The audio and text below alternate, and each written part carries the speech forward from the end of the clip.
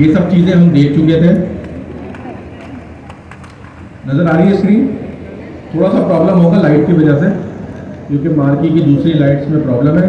Electrician को बुलाया तो इंशाल्लाह 15-20 मिनट में वो होप सो सॉल्व हो जाएंगी।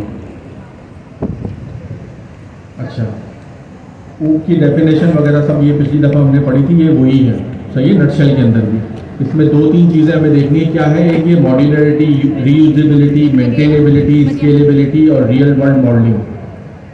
इस चीज़ में किसी को कोई प्रॉब्लम इन हेडिंग्स के अंदर? थोड़ी देर में। मॉड्यूलरिटी क्या होती है? मॉड्यूलरिटी क्या होती है? मॉड्यूल्स की फॉर्म में, पैकेजेस की फॉर्म में। मॉड्यूल्स क्या होते हैं हमारे पास? हमारी .py फाइल, सही है। और पैकेज क्या होता है हमारा? वो जिस फोल्डर में रखा है, ठीक है। अब आप आगे पढ़ेंगे कि पैकेजेस हम किस तरह इस्तेमाल करेंगे। रीयूजेबिलिटी क्या है?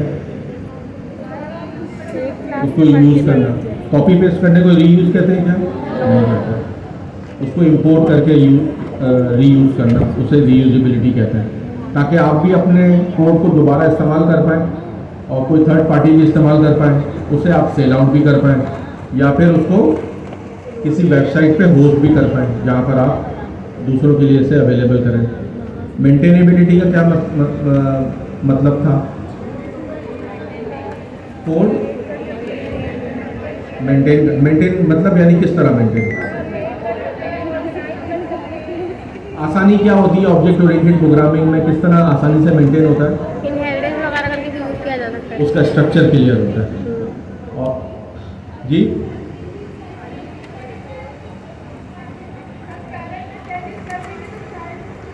इनहेरिटेंस चाइल्ड में खुद ब खुद आ जाएंगे, इनहेरिटेंस की वजह से भी हो जाएगा, ठीक है। एक तो हमारे पास जो प्रोसीजरल प्रोग्रामिंग होती है ना, उसको पढ़ना, रीड आउट करना, रीडेबिलिटी, उसके बड़ा मसला होता है। हमें पता नहीं चलता किस चीज़ का कोड कहाँ लिखा है। ऑब्जेक्ट ओरिएंटेड प्रोग्रामिंग में अगर हम किसी हॉस्पिटल को मॉडल कर रहे हैं तो वहाँ पर हमारे पास हर चीज़ का ऑब्जेक्ट होगा, डॉक्टर का, नर्स का, ऑपरेशन थिएटर का, प्राइवेट रूम्स का, सेमी प्राइवेट रूम्स का, और जो भी चीज़ें होती हैं, लैब होती है वहाँ पर। अब जिस जगह चेंजेस करने होंगे हम सिर्फ उसी जगह जाके चेंज करेंगे, ठीक है ना। तो हमें पता भी होगा कि कहाँ पर चेंजेस आ रहे हैं।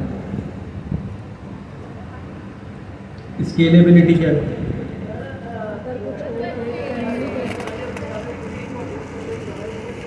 वो आपने डिप्लॉयमेंट के उस हिसाब से बात कर दी कि वो तो स्केलेबिलिटी हो गया कि एक यूज़र है तब भी चल रहा है, 1 मिलियन है तब भी चल रहा है। वो तो डिप्लॉयमेंट के हिसाब से, फिर आगे वो कुबरनेटीज और ये सब चीज़ें आ जाती हैं कोड के हिसाब से। स्केलेबिलिटी एक एक करके बोले, एक्सटेंड कर सकते हैं, बिल्कुल। जैसे एक्सटेंड कर सकते हैं, ये सबसे अच्छी मिसाल थी आपने जो दी जी। श्रिंक क्या कर सकते हैं मतलब? हाँ नहीं, हमें तो स्केलेबिलिटी के लिए चाहिए ना। स्केलेबल मतलब होता है कि आप उसको बड़ा कर सकें, सही है, बड़ा कर सकें। तो स्केलेबिलिटी का सबसे अच्छी एग्जांपल ये थी इनहेरिटेंस के अंदर कि उसे इनहेरिट कर लिया हमने। और दूसरी चीज़ कि अगर हमें किसी हॉस्पिटल में, हर हॉस्पिटल में हर चीज़ नहीं होती, जैसा कैंसर डिपार्टमेंट बहुत कम हॉस्पिटल्स में होते हैं, लेकिन अगर हम किसी हॉस्पिटल का एक सॉफ्टवेयर चला रहे थे, अब वहाँ पर कैंसर डिपार्टमेंट भी आ गया, तो हमें पूरे कोड को चेंज करने की ज़रूरत नहीं है। हम उसको अलग से एक अपना प्रोग्राम बनाएंगे, अलग से उसकी क्लासेस बनाएंगे, और जिन डिपार्टमेंट को उससे एक्सटेंड करवाना है या जिन डिपार्टमेंट से इसके ऑब्जेक्ट्स चाहिए हैं वो हम इसमें इनिशियलाइज करके अपना काम कर लेंगे। तो ये ऑर्गेनिक हो जाता है, ऑब्जेक्ट ओरिएंटेड प्रोग्रामिंग ऑर्गेनिक हो जाती है, खुद ब खुद भी बढ़ती है। खुद ब खुद का मतलब है प्रोग्रामर ही उसको करता है, डेवलपर बनाता है, लेकिन आसान है उसको आगे बढ़ाना, आगे लेके चलना आसान है।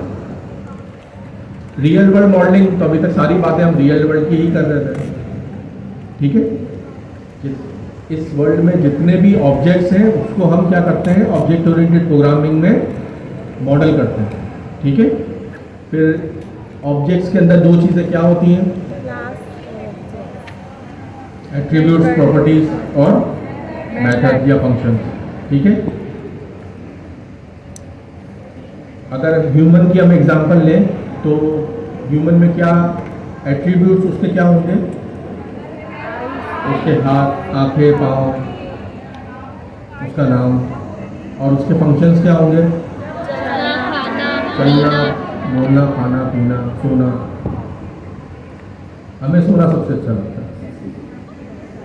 अच्छा, इसके बाद हमारे पास की प्रिंसिपल्स ऑफ ओप्स है। हमारे पास ये 4 पिलर्स हमारे पास क्या थे?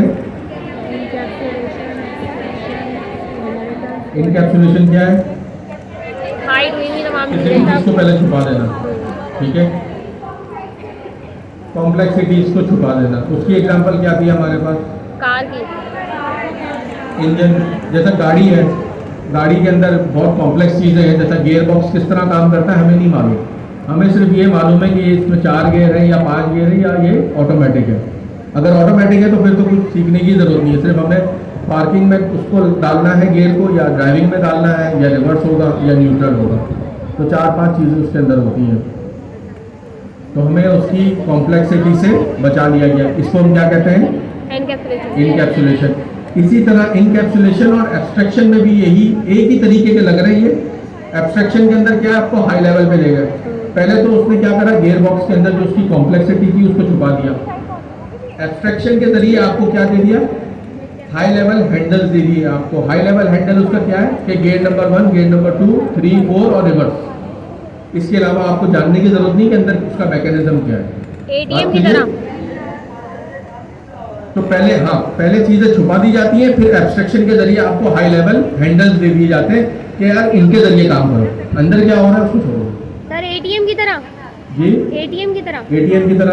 एटीएम के अंदर भी क्या काम हो रहा है हमें क्या मालूम, लेकिन हम क्या करते हैं, पहले उसको छुपा देते हैं, इनकैप्सुलेट कर देते हैं, और फिर एब्स्ट्रैक्शन हम उसको क्या देते हैं कि आप एटीएम कार्ड इंसर्ट करें, अपना पिन इंसर्ट करें, अमाउंट इंसर्ट करें।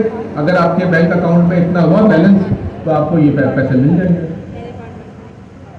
इनहेरिटेंस, विरासत जो हमें अपने पेरेंट्स से मिलती है, तो बिल्कुल उसी तरह ही यहाँ पर सारे काम होते हैं। तो जो हमें इनहेरिटेंस एक ह्यूमन बीइंग को अपने पेरेंट्स से मिलती है, उसी तरह ऑब्जेक्ट के अंदर भी होता है कि उसको बिहेवियर्स भी मिलते हैं, उसके एट्रीब्यूट्स भी मिलते हैं। उसके एट्रीब्यूट हमने अपने फोर फादर से क्या एट्रीब्यूट में लिया? बालों का कलर, स्किन का कलर, अपनी हाइट, ये सब एट्रीब्यूट्स थे जो हमने कहाँ से इनहेरिट करे? अपने पेरेंट्स से, अपने फोर फादर से, ठीक है। इसके अलावा कुछ फंक्शंस हमने अपने बिहेवियर, कुछ फंक्शंस हमने अपने पेरेंट्स से लिए। वो क्या हो सकते हैं? गुस्सा करना, ये ज़बरदस्त, बहुत अच्छी एग्जाम्पल दी। गुस्सा करना, और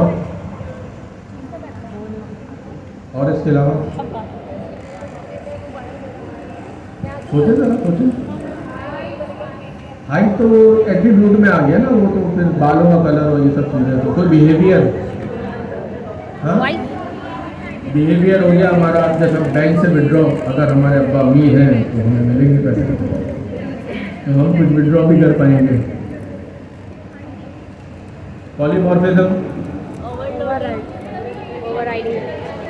एक, हाँ, जैसा हमारे अब्बा को गाड़ी ड्राइव करना आती थी, लेकिन वो सिंपल सी गाड़ी ड्राइव करते थे।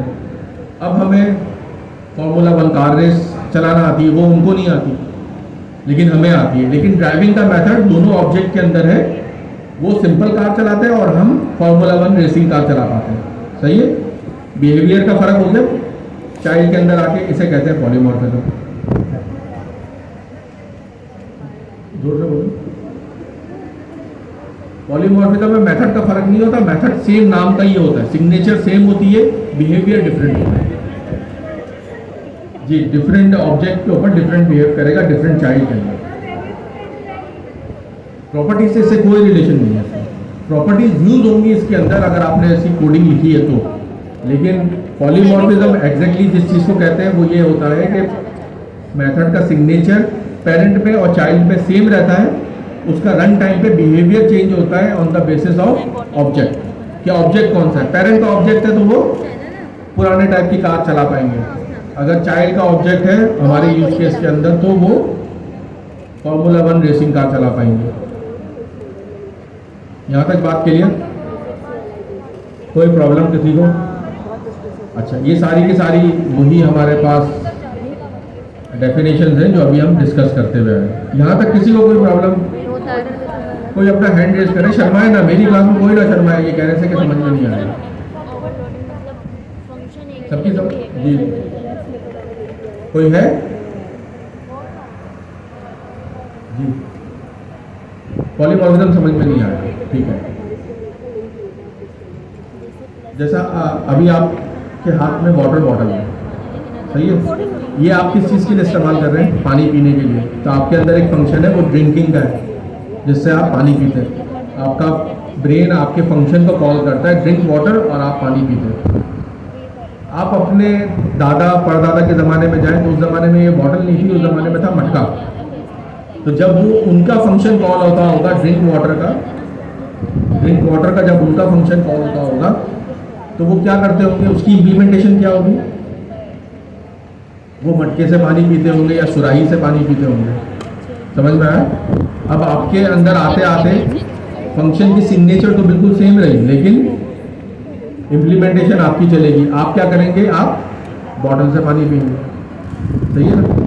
आपकी इम्प्लीमेंटेशन के अंदर जो चेंजेस होंगे वो क्या होंगे कि आप कैप खोलेंगे, पहले बोतल का ढक्कन खोलेंगे, फिर आगे पानी पिएंगे ना। ये चीज़ सुराही में और मटके में नहीं होता था। तो वो इम्प्लीमेंटेशन दूसरी थी, ये इम्प्लीमेंटेशन दूसरी है, लेकिन मेथड क्या है? सेम है, सिग्नेचर उसकी सेम है। बात क्लियर? बात क्लियर सबको? इनका सवाल भी समझ में आया, फिर जवाब भी समझ में आया? सही है, आगे चले। फिर हमने क्या पढ़ा था कि व्हाट इज क्लास? क्लास क्या होती है? किसी भी ऑब्जेक्ट का ब्लूप्रिंट, उसका नक्शा। सही है, जैसा हम घर बनाते हैं तो सबसे पहले क्या बनाते हैं? उसका नक्शा। फिर क्या होता है, रन टाइम पे हम घर बना लेते हैं, सही है। तो सबसे पहले जो चीज़ घर बनेगी या जो भी ऑब्जेक्ट रन टाइम पे बनेगा, उसका सबसे पहले हम क्या लिखते हैं? उसका नक्शा या उसका ब्लूप्रिंट हम लिखते हैं, फिर आगे बात चलती है। यहाँ तक सबको क्लियर है? कोई प्रॉब्लम है इसमें? No sir. ऑब्जेक्ट क्या होता है? उसी नक्शे का रन टाइम पे रिप्रेजेंटेशन, सही है। और मल्टीपल ऑब्जेक्ट हो सकते हैं, यानी एक ही नक्शे से आप एक घर बनाएं या 1000 बनाएं, ये आपके ऊपर डिपेंड करता है। हम क्लास किस तरह डिफाइन करते हैं? मिनिमम सिग्नेचर क्लास का क्या होता है हमारे पास? क्लास का कीवर्ड लिखते हैं, फिर उसके बाद हम क्लास का नाम लिखते हैं और फिर कॉलन लगाते हैं। क्लास के नाम की कन्वेंशन क्या है? पास्कल है। हर वर्ड का पहला कैरेक्टर कैपिटल होगा। पीछे की तरफ से भी मुझे आवाज़ आनी चाहिए, सही है। आप लोग भी प्लीज़ ज़रा पार्टिसिपेट करें। इस तरह बोल बोल के पढ़ने से ना चीज़ें याद हो जाती हैं। घर जाके रट्टे लगाने नहीं पड़ेंगे, ज़्यादा टाइम इन्वेस्ट नहीं करना पड़ेगा। ज़्यादा टाइम हम दूसरी चीज़ों में इन्वेस्ट करेंगे जो आगे की चीज़ें हैं, जैसा डेटा क्लासेस हैं, मेटा क्लासेस हैं, उस चीज़ पे आप इन्वेस्ट करें टाइम जाके, ताकि जब वो क्लास में पढ़ाया जाएगा तब इजीली समझ में आएगा। ठीक है, आगे चलें। तो प्लीज़ जो पीछे बैठे हुए हैं वो पार्टिसिपेट करें क्लास के अंदर। इंस्टेंशिएटिंग एन ऑब्जेक्ट, ये क्या होता है? Creating an object. ऑब्जेक्ट किस तरह क्रिएट करते हैं पाइथन में हम? कौन सा मेथड होता है हमारे पास?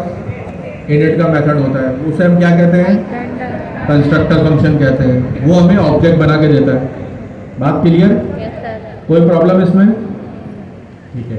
उस फंक्शन के अंदर जो हम सबसे पहला पैरामीटर लिखते हैं उसे क्या कहते हैं?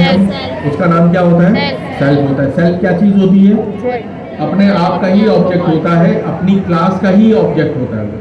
ठीक है, फिर हम सेल्फ डॉट करके जो भी प्रॉपर्टी लिखेंगे वो क्या कहलाएगी? Instance property. ये आगे चल के हम देखेंगे अभी, ठीक है।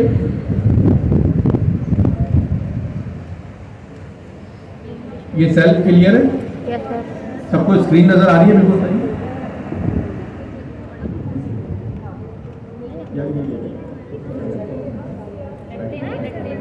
कोड के अंदर अभी हम कोड में देखेंगे, फिर उसको देखेंगे कि इंस्टांस में और क्लास में क्या फर्क होता है, फिर इंस्टांस मेथड क्या होते हैं, क्लास मेथड क्या होते हैं, स्टैटिक मेथड क्या होते हैं, ये सारी चीजें हम देखेंगे अभी।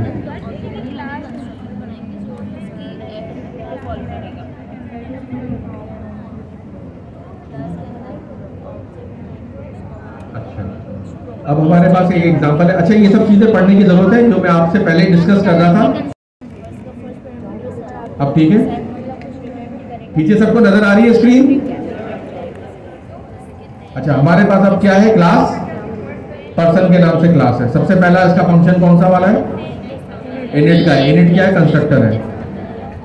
इस कंस्ट्रक्टर के अंदर ये सेल्फ डॉट नेम जो हमने लिखा है, ये इसका एट्रीब्यूट तो है। कौन सा वाला? इंस्टांस एट्रीब्यूट है। इंस्टांस एट्रीब्यूट क्या होता है? हर ऑब्जेक्ट का अपना। अगर मैंने इस पर्सन क्लास के 10 ऑब्जेक्ट बनाए तो हर किसी में उसका नेम सेपरेट होगा। ठीक है, अगर उसका नेम को हम 1 2 3 कर ले तो 1 2 में नजर नहीं आएगा, 2 1 में नजर नहीं आएगा। हर ऑब्जेक्ट का अपना नेम होगा। ठीक है, तो इसे हम क्या कहते हैं? इंस्टांस एट्रीब्यूट या इंस्टांस वेरिएबल। बात क्लियर? ये हमने दो डिक्लेयर करें, सेल्फ डॉट नेम और सेल्फ डॉट स्टेट। इसको हमने इनिशियलाइज कहां से करा? ये पैरामीटराइज हमारे पास कंस्ट्रक्टर है, इससे हमने वैल्यू ले ली। जिस वक्त हम ऑब्जेक्ट बना रहे होंगे उस वक्त हम वैल्यूज को पास करेंगे और वो कहां पर जाके इनिशियलाइज हो जाएंगी? इंस्टांस एट्रीब्यूट के अंदर। यहां तक बात क्लियर? अच्छा, उसके बाद हमारे पास मेथड है रनिंग, वॉकिंग, स्लीपिंग, जो अभी हम एग्जांपल में अपने करते हुए आ रहे हैं बातें। और शो स्टेट, हर चीज के बाद हम शो स्टेट करवाएंगे ताकि उसकी स्टेट मालूम चले। रनिंग के बाद इसकी स्टेट कॉल करेंगे तो वो बताएगा कि ऑब्जेक्ट रनिंग मोड के अंदर है। फिर स्लीपिंग के बाद करवाएंगे तो वो बताएगा कि ऑब्जेक्ट स्लीपिंग मोड के अंदर है। ये सिर्फ हमारे, यहां तक बात क्लियर? किसी को कोई प्रॉब्लम? किसी को कोई प्रॉब्लम इसमें नहीं? आगे चले? अच्छा, हमारे पास इनिट के बाद जो हमारे पास सबसे पहला मेथड है वो है रनिंग का। ठीक है, जब भी हम रनिंग का मेथड इन्वोक करेंगे या उसे कॉल करेंगे तो हम किसी एट्रीब्यूट के ऊपर वर्क करेंगे और उसके बाद हमारी कुछ लॉजिक भी होंगी। तो हम क्या कर रहे हैं अभी यहाँ पर रनिंग के अंदर? स्टेट को चेंज कर रहे हैं। स्टेट किसकी है? ये स्टेट ऑब्जेक्ट की। क्योंकि अभी हमने देखे ना, थोड़ा सा याद रखें कि यहाँ पर दो हमने एट्रीब्यूट्स को डिफाइन करा और ये दो एट्रीब्यूट कौन से हैं? कौन से हैं?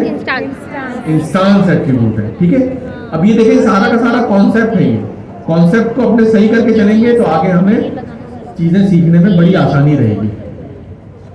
तो जब भी हम एक रनिंग के फंक्शन को कॉल करेंगे तो वो स्टेट को चेंज करेगा, एट्रीब्यूट को, और उस एट्रीब्यूट को आइडल से रनिंग मोड में ले आएगा। ठीक है, और फिर जब हम ये शो स्टेट का मेथड कॉल करेंगे तो वो क्या बताएगा कि पहले तो उसका नाम बताएगा, self dot name is currently in dash state. Dash state के अंदर रनिंग, स्लीपिंग, ईटिंग, जो भी उसका फंक्शन कॉल होगा उस हिसाब से। यहाँ तक बात क्लियर? Yes sir. कोई प्रॉब्लम? कॉन्सेप्ट समझ में आ रहा है? अब हम एक ऑब्जेक्ट बनाते हैं। अच्छा,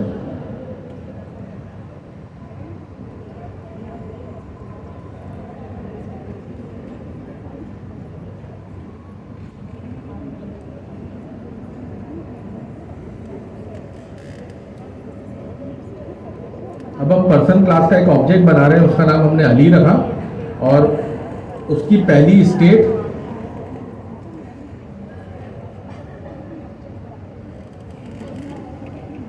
अच्छा, पहले अपने पर्सन क्लास की सेल नहीं इन्वोक किया था इसलिए प्रॉब्लम आई है।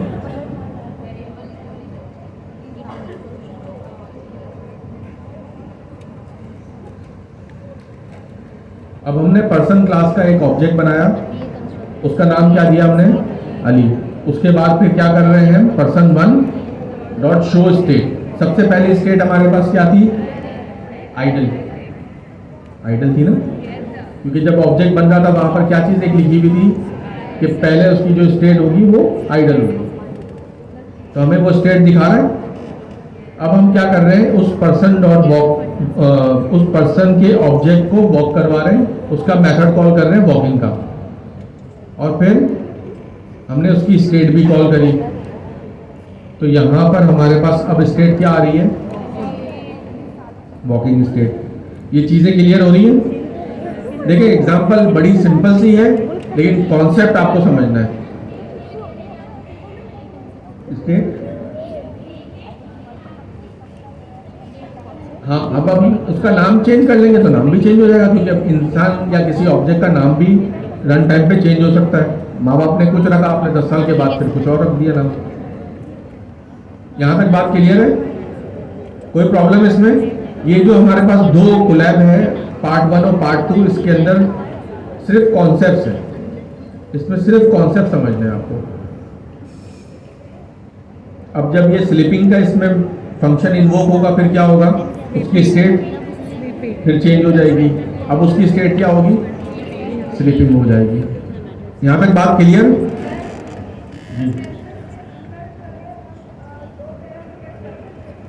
मेथड के अंदर कौन से?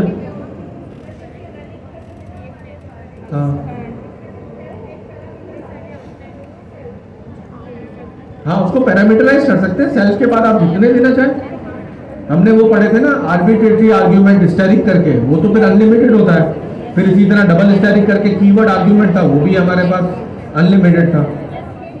हाँ, दे सकते हैं, बिल्कुल बिल्कुल बिल्कुल। देखिए, ये सारी की सारी चीजें है ना, पहले वाला जो हमारे पास कोलैब थी उसके अंदर ये सारी चीजें लिखी हुई हैं, लेकिन पिछली मर्तबा हुआ क्या कि आप लोगों को बहुत टफ लगी थी है। सही है ना? ये एकदम जवान क्लास अचानक से ज़ईफ हो गई थी, इसके बाल जड़ गए थे, जगह जगह से सीटें नजर आ रही थी और लोग छोड़ के चले गए थे। अच्छा, ये वही लोग थे जो आज से 1 महीना पहले तारिक बिन जियाद की जब मैंने स्टोरी बताई थी तो सब खड़े हो गए थे कि हाँ हम तैयार है, लेकिन इन्होंने सोचा कि घर चलने में आफियत है। वो तैयार है कि हम घर जाए? हम तैयार हैं। ये वो है जिन्होंने कश्ती मोड़ी हो, वापस चलेंगे। मतलब इसको आग लगाने की क्या जरूरत है, घर वापस चलते हैं, वहाँ कढ़ाई मुर्गी बनी हुई आराम से खाएंगे पराठे से। ऑब्जेक्ट ओरिएंटेड में क्या रखा है? देखिए, मेहनत करें प्लीज यार, मेहनत करें।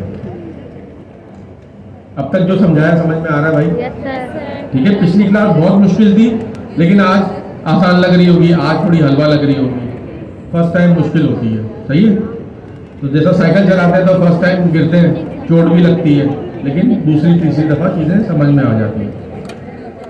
अब जब हम आगे की इसके फंक्शंस को कॉल करेंगे, स्लीपिंग और बाकी के जो फंक्शंस हैं, वो स्टेट को चेंज करेंगे और इसी तरह ये ऑब्जेक्ट चलेगा। तो अब समझ में आया कि इंस्टांस एट्रीब्यूट क्या होते हैं और इंस्टांस एट्रीब्यूट के ऊपर वर्किंग किस तरह होती है, ऑब्जेक्ट की स्टेट क्या होती है।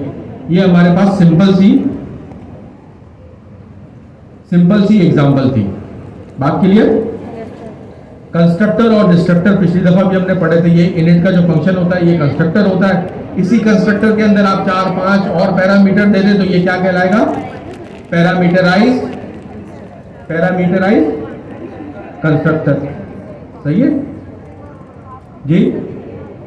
रिपीट करूंगा। रिपीट ये है कि हमारे पास किसी भी ऑब्जेक्ट को जब बनाते हैं तो उसमें कंस्ट्रक्टर होता है और डिस्ट्रक्टर भी होता है, क्योंकि जब ऑब्जेक्ट बनता है तब हमें कुछ काम करवाने हैं और जब ऑब्जेक्ट खत्म होता है तब हमें कुछ काम करवाने हैं।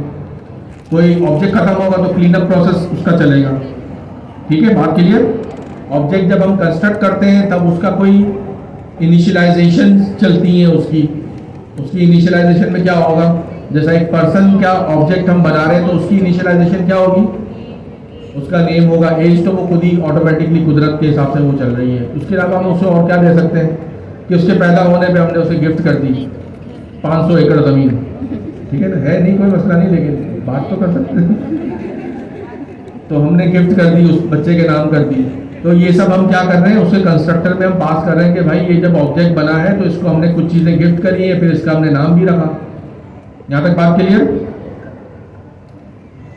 कंस्ट्रक्टर डिस्ट्रक्टर का और कॉन्सेप्ट जो समझ में आ रहा है जी? खत्म हो जाएगा तो कुछ क्लीनअप प्रोसेस हमें उसके चलाने पड़ेंगे। सही है? वो इन्वायरमेंट चला के देगा। हमने देखा था कि हमारे पास पाइथन के अंदर क्या चीज होती है? Garbage collection.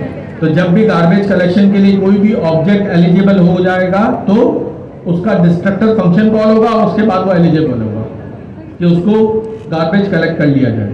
ठीक है, यहां तक बात क्लियर? कोई प्रॉब्लम इसमें? जब ये इनिट का मेथड हम 4-5 पैरामीटर या कोई भी नंबर ऑफ पैरामीटर पास करेंगे तो उसे हम क्या कहेंगे? नीचे वाले भी बोले प्लीज, पीछे की तरफ, पैरामीटराइज कंस्ट्रक्टर। इसकी एग्जांपल क्या है, जैसा हमारे पास पर्सन का एक मेथड है, हमारे पास पर्सन का एक कंस्ट्रक्टर है, उसमें हम क्या कर रहे हैं, पहला पैरामीटर कौन सा होगा, सेल्फ होगा। उसके बाद हम क्या कर रहे हैं, नेम, एज एंड एड्रेस। जैसा यहाँ पर अगर पर्सन की जगह कोई पेशेंट होता, तो हॉस्पिटल में पेशेंट तो किसी भी उम्र का आ सकता है, कोई भी नाम का आ सकता है, उसको कोई भी बीमारी हो सकती है, तो वो सारी चीजें हम एक साथ पास करेंगे तो हमारे पास एक पेशेंट का ऑब्जेक्ट बन जाएगा। वो पेशेंट का ऑब्जेक्ट जिस डिपार्टमेंट से रिलेट करता होगा, जहाँ पर वो इलाज कराने आया होगा, वहां पर हम उसके लिस्ट में पास कर देंगे हम। ठीक है, बात समझ में आ रही है। अभी जो दो हमें कोलैब पढ़नी है, ये सारे के सारे सिर्फ कॉन्सेप्ट हैं, सिर्फ बातें ही बातें हैं, कॉन्सेप्ट ही कॉन्सेप्ट है। ठीक है, यहां तक कोई प्रॉब्लम किसी को? एक हमने पर्सन का ऑब्जेक्ट बनाया, उसका नाम एलिस रखा और उसकी एज 30 है और उसका एड्रेस हमने ये डिफाइन कर दिया, 81 हार्वर्ड एवेन्यू, न्यूयॉर्क। हम रहते नहीं तो क्या हुआ, लालू खेत का एड्रेस देने से बेहतर है न्यूयॉर्क का दें। यहां तक बात क्लियर? अब इसी तरह हमने एक कार का ऑब्जेक्ट बनाया और उसमें, अब कंस्ट्रक्टर की बात हम सीख चुके हैं यहाँ पर, ये जो है। अब हम डिस्ट्रक्टर की बात करते हैं। डिस्ट्रक्टर किस तरह डिफाइन होता है, अंडरस्कोर डेल का वर्ड और उसके बाद फिर अंडरस्कोर। इसके अंदर हम सेल्फ पास करेंगे और उसके बाद जो उसका क्लीन अप प्रोसेस होगा वो उस ऑब्जेक्ट से रिलेटेड होगा, तो उसमें और पैरामीटर पास करने की कोई जरूरत नहीं। अब तो हम इसका नाम, इसकी एज, इसका बैंक बैलेंस, ये सब चीजें तो हम नहीं देंगे ना, ये सब तो हमें क्लीन अप करना है।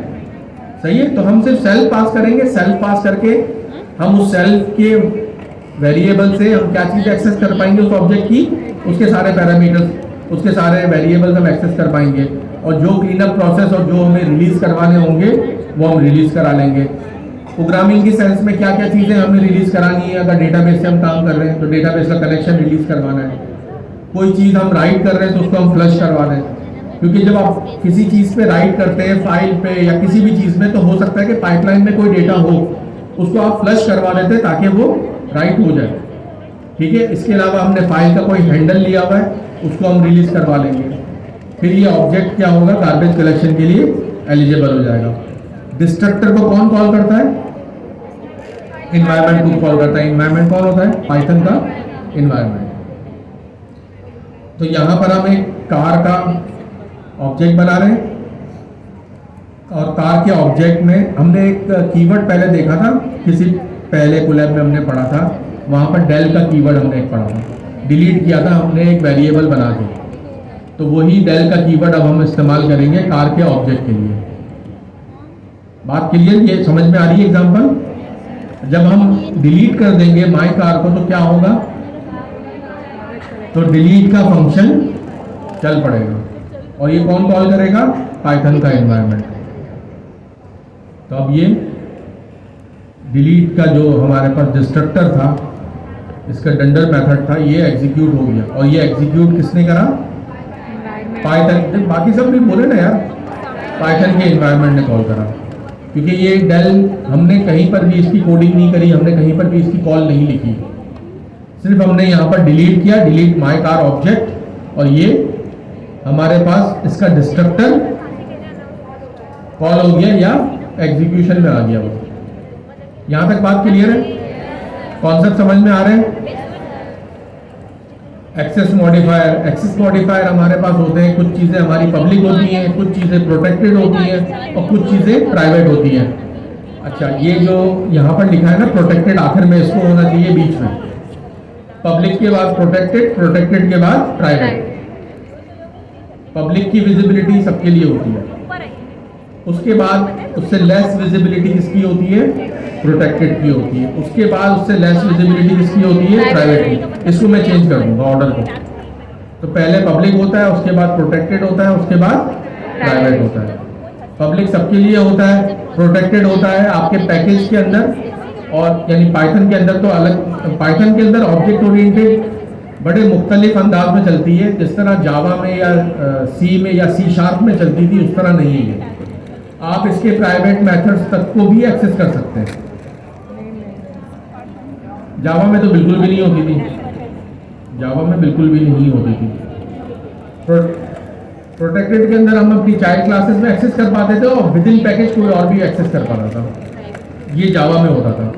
लेकिन वो स्ट्रिक्टली टाइप कास्ट लैंग्वेज थी, स्ट्रिक्टली ऑब्जेक्ट ओरिएंटेड लैंग्वेज थी, तो वहाँ होता था। यहाँ पर हम किसी भी प्राइवेट वेरिएबल को, किसी भी ऑब्जेक्ट के प्राइवेट वेरिएबल को हम एक्सेस कर सकते हैं, लेकिन उसका तरीका थोड़ा सा डिफरेंट है। हाँ, मुझे कोई इसमें से क्लास में से मुझे बताया कि पाइथन क्या काम करता है प्राइवेट, नहीं कंसीडर करता है, मुझे वो नाम बताएं। कंसीडर करता है ना। मैं अपना सवाल को रिपीट कर रहा हूँ कि मैं आपसे कह रहा हूँ कि प्राइवेट वेरिएबल भी हम एक्सेस कर सकते हैं, सही है, हम एक्सेस कर सकते हैं, लेकिन उसको एक्सेस करने का एक तरीका डिफरेंट है, ये एक अलग बात होगी। हाँ? नहीं, मेरे पास एक क्लास है, उसमें सिर्फ एक ही प्राइवेट मेथड एट्रीब्यूट है। नहीं, मैं आपसे सवाल जो पूछ रहा हूँ, सवाल आप सुने कि पाइथन प्राइवेट वेरिएबल को प्राइवेट बनाने के लिए कौन सा मैकेनिज्म इस्तेमाल करता है, उस मैकेनिज्म का नाम। अंडरस्कोर तो मैं खुद लगाऊंगा ना, वो तो डेवलपर लगाएगा। उसे कहते हैं नेम मैंगलिंग। पढ़ते नहीं आप। जहां पर भी देखें, जहां पर भी कोई नई चीज मिले ना, उसको इंटरनेट में जाकर सर्च करें।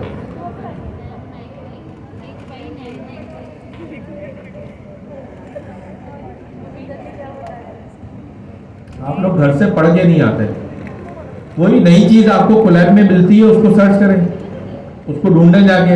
आपके पास LLM मौजूद है, अब तो आइंस्टाइन आपके साथ बैठा हुआ है, सिर्फ आप उससे सर्च करें कि नेम मैंगलिंग क्या चीज है। ये हमने कोलैब में लिखी थी, लेकिन आप लोगों ने इस पर गौर नहीं किया। प्राइवेट वेरिएबल को पाइथन किस तरह प्राइवेट बनाने की कोशिश करता है, नेम मैंगलिंग के जरिए। नेम मैंगलिंग के अंदर वो क्या काम करता है कि वेरिएबल नेम के साथ क्लास नेम भी अटैच कर देता है अंडरस्कोर के साथ। सबकी बात क्लियर हुई? देखिए, कॉन्सेप्ट सीखना बहुत जरूरी है ऑब्जेक्ट ओरिएंटेड प्रोग्रामिंग के अंदर। और ये जो हमारी खास तौर पर ये जो दो कोलैब है हमारे पास, पार्ट 1 और पार्ट 2 ऑब्जेक्ट ओरिएंटेड की, इसमें सिर्फ कॉन्सेप्ट ही कॉन्सेप्ट है। आपको कॉन्सेप्ट समझने, अगर कॉन्सेप्ट समझ पाएंगे तो फिर आगे की प्रोग्रामिंग और आगे की चीजें आप एडवांस पाइथन वगैरह भी समझ पाएंगे। फिर उसके बाद आप कोडिंग भी कर पाएंगे। जब आती ही नहीं होगी ऑब्जेक्ट ओरिएंटेड प्रोग्रामिंग, तो फिर आप जो ऑब्जेक्ट ओरिएंटेड प्रोग्रामिंग का हाल करेंगे वो फिर देखने वाला होगा। अच्छा, ये मसला नहीं है कि आप उसका ऐसा हाल करेंगे, इसका हाल पूरी दुनिया ऐसा करती है। क्योंकि मैं आपसे कह रहा हूँ, जो मैं प्रोजेक्ट पे काम कर रहा था कुवैत में, वहाँ पर इंडियन डेवलपर भी थे, वहाँ इंडियन थे, टर्की के थे, इजिप्शियन थे, हम पाकिस्तानी भी थे और भी बहुत सारे लोग थे। लेकिन मैं ये नहीं कहता कि पाकिस्तानी बड़े 30 मार खान है।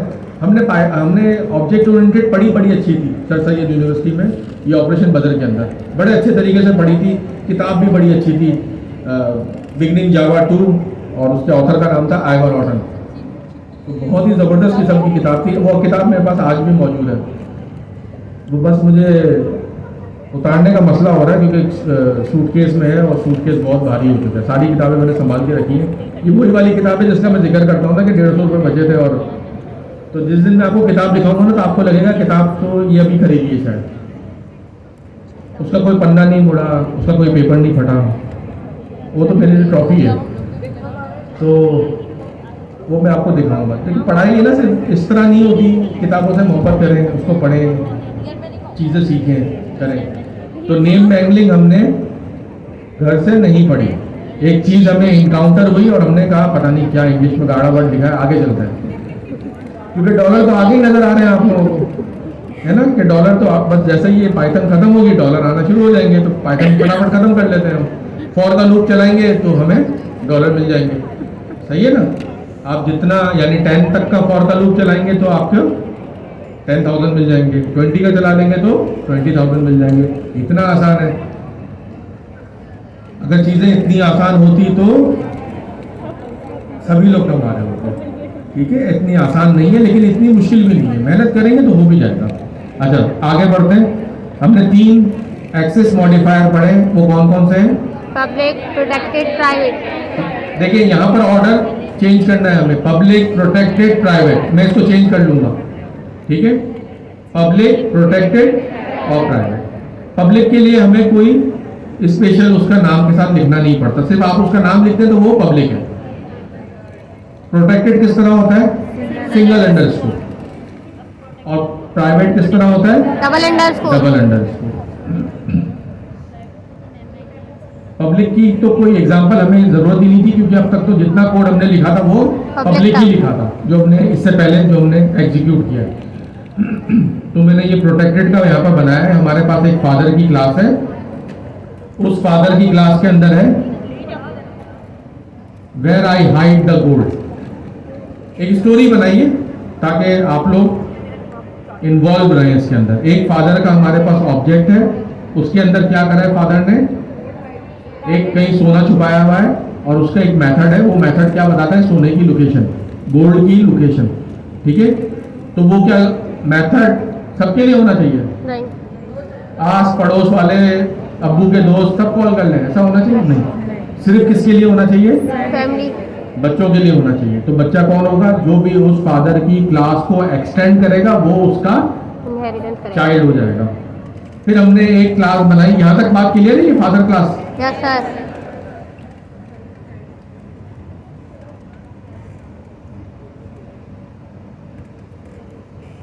ये फादर क्लास तक सबको क्लियर है? ठीक है। और हमारे अब्बू को मालूम है कि उन्होंने गोल्ड कहाँ छुपाया है, सही है। 4 लाख रुपए तोला हो गया तकरीबन। तो अब हम एक सन की क्लास बनाते हैं और सन की क्लास को एक्सटेंड किससे करवाया? फादर से। ये हमारे पास किस चीज की मिसाल हो गई? इनहेरिटेंस। अब जब सन कॉल करेगा प्रोटेक्टेड मेथड को, जो उसको फादर से इनहेरिट हुआ है, तो क्या ये चल जाएगा? चल जाएगा। अब हम इसको चला के देखते हैं। पहले हम यहाँ फादर का सेल चला लेते हैं, फिर सन का, और फिर वो वाला कोड चलाएंगे जहां पर हमें सोने की लोकेशन मिलेगी। बात क्लियर? अब्बू ने कहा छुपाया है?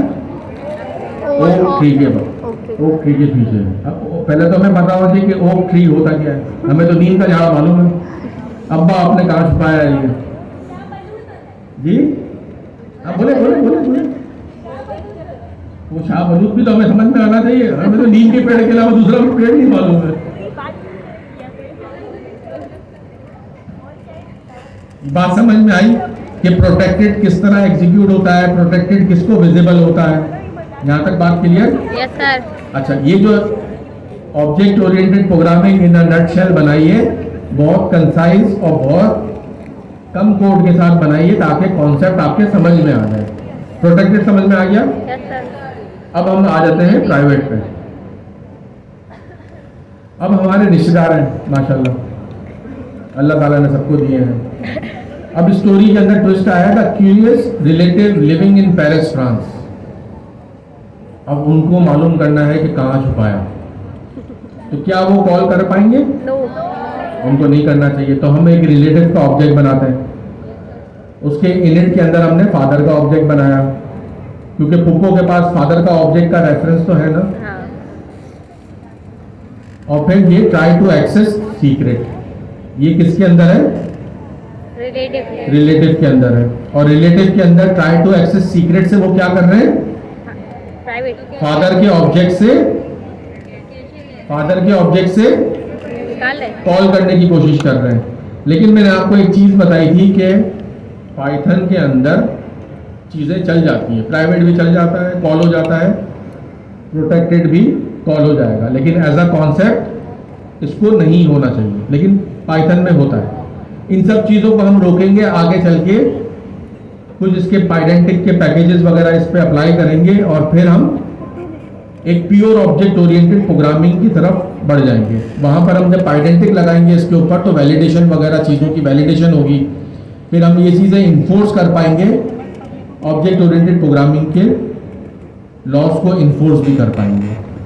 यहाँ पर क्या लिखा है कमेंट्स के अंदर, not recommended still accessible, technically work but discouraged. Python का हमने सबसे पहला रूल जब हम पहली क्लास में थे हमने क्या पढ़ा था, वहां पर मैंने आपको एक चीज बताई थी कि पाइथन आपको समझ रहा है कि आप एडल्ट हैं, अपने सेंसेस के अंदर हैं, तो आप कोई ऐसा गलत काम करेंगे ही नहीं जो अगेंस्ट द लॉ। समझ में आ रही बात? अगेंस्ट द लॉ क्या है कि कोई भी प्रोटेक्टेड आप कॉल नहीं करोगे, कोई भी प्राइवेट आप कॉल नहीं करोगे। तो वो जिम्मेदारी किसको दे दी गई है? डेवलपर को दे दी गई है कि आप खुद ऑब्जेक्ट ओरिएंटेड प्रोग्रामिंग के लॉस को फॉलो करोगे। पाइथन से हटके जो दूसरी लैंग्वेजेस थी वो क्या करती थी? वो इन्फोर्स करती थी, आपको उससे आगे बढ़ने ही नहीं देती थी। जैसे जावा के अंदर आपका कोड ही कंपाइल नहीं होगा, वो कंपाइल टाइम एरर आ जाएगा, लेकिन पाइथन में चीजें चल जाती हैं। टाइपस्क्रिप्ट में भी ऐसे होता है। तो हमने ये रिलेटिव का क्लास रिलेटिव का जो सेल है हमने इसको एग्जीक्यूट किया और रिलेटिव के ऑब्जेक्ट से एक मेथड को हम कॉल कर रहे हैं, वो क्या है? ट्राई टू एक्सेस सीक्रेट, और ये चीज चल पड़ी। ठीक है, पाइथन थोड़ी सी निराली किस्म की लैंग्वेज है, इसमें चीजें चल जाती हैं, लेकिन एज अ कॉन्सेप्ट ये नहीं चलना चाहिए था। इसीलिए मैंने क्या करा कि इसके कमेंट्स के अंदर चीजें लिख दी है। आपको कॉन्सेप्ट में क्या चीज पता होनी चाहिए कि प्रोटेक्टेड चाइल्ड के अलावा नहीं चलेगा और प्राइवेट आप एक्सेस नहीं कर सकते, लेकिन पाइथन में हर चीज हो सकती है। यहां तक बात क्लियर? जो पीछे तक लोग बैठे हैं उन सबको क्लियर है? पीछे वाले बिल्कुल हाथ खड़ा करें जिनकी समझ में आ रहा है। पीछे कॉन्सेप्ट समझ में आ रहा है ना? आगे चलते चले। अब हम एक बनाते हैं प्राइवेट एट्रीब्यूट बनाते हैं। अब हमने क्या एक क्लास हमने लिखी एम्प्लॉय के नाम से, उसका इनिट का हमारे पास फंक्शन आ गया, कंस्ट्रक्टर आ गया। उसमें जो सैलरी थी वो क्या था? प्राइवेट। प्रोटेक्टेड वेरिएबल या प्रोटेक्टेड एट्रीब्यूट जब हम डिफाइन करते हैं तो उसकी कन्वेंशन क्या होती है? Naming convention single underscore, private double underscore. तो ये जो सैलरी का हमारे पास एट्रीब्यूट है एम्प्लॉय के क्लास में, ये क्या है? डबल अंडरस्कोर है। डबल अंडरस्कोर है तो वो प्राइवेट है, और प्राइवेट को हम एक्सेस नहीं कर सकते। इस प्राइवेट एट्रीब्यूट को रोकने के लिए पाइथन भी थोड़ा सा काम करता है, लेकिन वो काम ऐसा है जो हमें पता है। उसे क्या कहते हैं? जोर से बोले, अभी बताया था, नेम मैंगलिंग। अच्छा, अब हमने क्या काम करा? शो सैलरी का एक मेथड बनाया।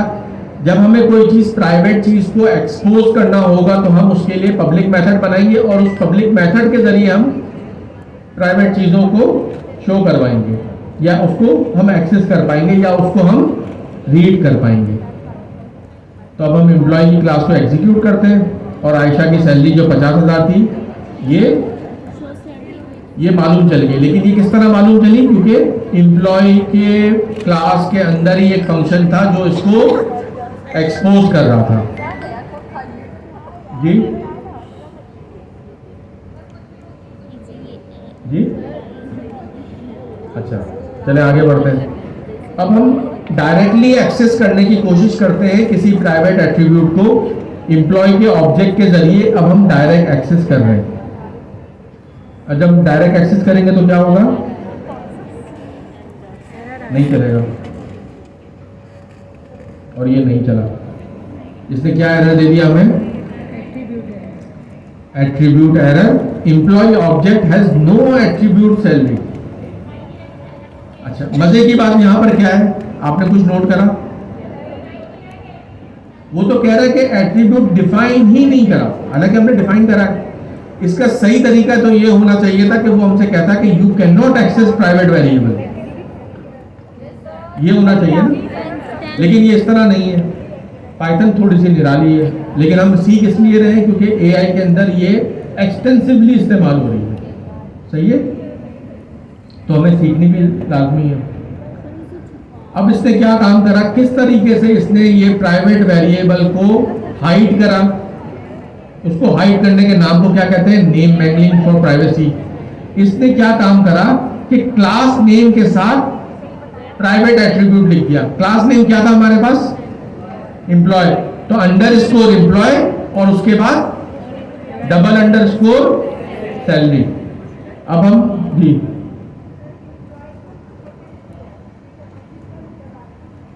इसने नेम मैंगलिंग के जरिए ये काम कर दिया। अब हम इसको एक्सेस कर लेंगे ना। उसने सिर्फ अंदर जो है नाम चेंज कर दिया। अभी हमने देखा था ना प्रोटेक्टेड फादर के अंदर रिलेटिव भी तो कॉल कर रहे थे, हमने देखा था ना। अभी ये वही वाला काम इसने यहां पर कर दिया। अब क्या काम, किस तरीके से काम कराइए कि एट्रीब्यूट के साथ एक और नाम लगा दिया, वो क्या है? Class name, underscore, single underscore class name, double underscore attribute name. अब हम इसको प्ले करके देखते हैं कि क्या हम डायरेक्टली एक्सेस कर पाएंगे अब इस प्राइवेट को। हो जाएगा, पता चल गया हमें। सही है, यही चीज हम लोगों के अंदर भी है। हम भी तो फ्लैक्स करते हैं ना लोगों के सामने। क्या चीज क्लियर नहीं हुआ, इसको भी क्लियर कर दें।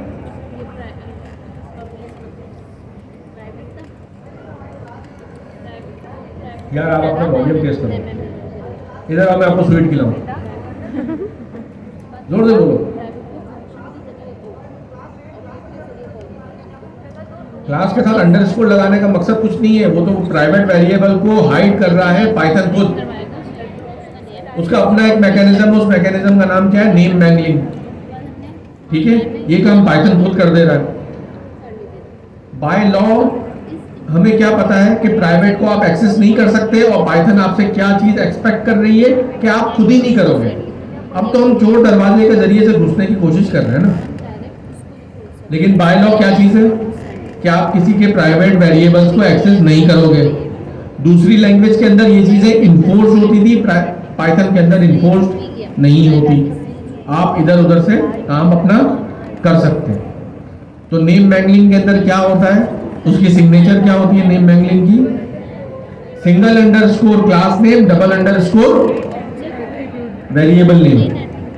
ठीक है, ये पाइथन का एनवायरनमेंट खुद उस वेरिएबल को छुपाने के लिए ये काम करता है, लेकिन हमको एक रास्ता और बता देता है कि यहां से भी एक्सेस कर लो इसे। बात क्लियर जी? प्रोटेक्टेड के लिए होता है ना सिंगल अंडरस्कोर, लेकिन सिंगल अंडरस्कोर हो के डबल हो, सारे ही एक्सेस हो रहे हैं। हमने देखा था ना रिलेटिव के अंदर फादर के ऑब्जेक्ट से वो हमें सीक्रेट पता चल गया था। सीक्रेट का मेथड क्या था? सीक्रेट का मेथड क्या था? प्रोटेक्टेड था, याद नहीं रखते। वहां फादर के क्लास के अंदर जो मेथड था प्रोटेक्टेड, वो किस तरीके से था? देखिए मैं आपसे खुद ही कह रहा हूं ना प्रोटेक्टेड, तो आप याद रखें प्रोटेक्टेड होता है सिंगल अंडरस्कोर। प्राइवेट की जब हम बात करेंगे तो डबल अंडरस्कोर होगा। बात हाँ, यहां एनवायरनमेंट खुद लगा देगा। एनवायरनमेंट प्राइवेट को और छुपाने के लिए कुछ काम कर रहा है, वो उसका नाम को चेंज कर दे रहा है, लेकिन उससे कोई फर्क नहीं पड़ रहा क्योंकि उसने हमें तरीका बता दिया। सही है, जैसा कि हमने ये काम करा कि दरवाजे पे ताला लगा दिया और खिड़की खुली रख दी, यहां से नहीं आ सकती, खिड़की से आ गई। तो ये चीजें पाइथन के अंदर हो जाती हैं, लेकिन फिर हम आगे चल के कुछ पैकेजेस को अप्लाई करेंगे और इन ऑब्जेक्ट ओरिएंटेड प्रोग्रामिंग के जो लॉज हैं उनको इन्फोर्स करेंगे और कुछ वैलिडेशंस वगैरह करेंगे। जी बोले। हाँ, ये इतना आसान थोड़ी होता है। आप सोच रही हैं अभी किसी बैंक को हैक कर लेंगी, $500 मिलियन अपने अकाउंट में। हाँ, कल न्यूयॉर्क में हैकर जो काम करते हैं वो फिर कुछ और ही चीजें होती हैं। जैसा उसमें एक अटैक होता है, डॉस अटैक होता है। डॉस अटैक होता है DOS, denial of service attack. ये होता है किसी भी सिस्टम को बिठाने के लिए। जैसा कोई गवर्नमेंट सर्विस है, उस पर अटैक हुआ, अगर उसके सिटीजन उसे एक्सेस नहीं कर पा रहे तो फायदा ही नहीं है उसका, तो एक ये अटैक होता है। फिर इस तरह और बहुत सारे किस्म के अटैक्स होते हैं। फिर कुछ सिक्योरिटी ब्रीचेज होती हैं जिसको बाईपास करके हैकर अंदर घुस जाता है और फिर अपना कोई काम भी कर लेता है।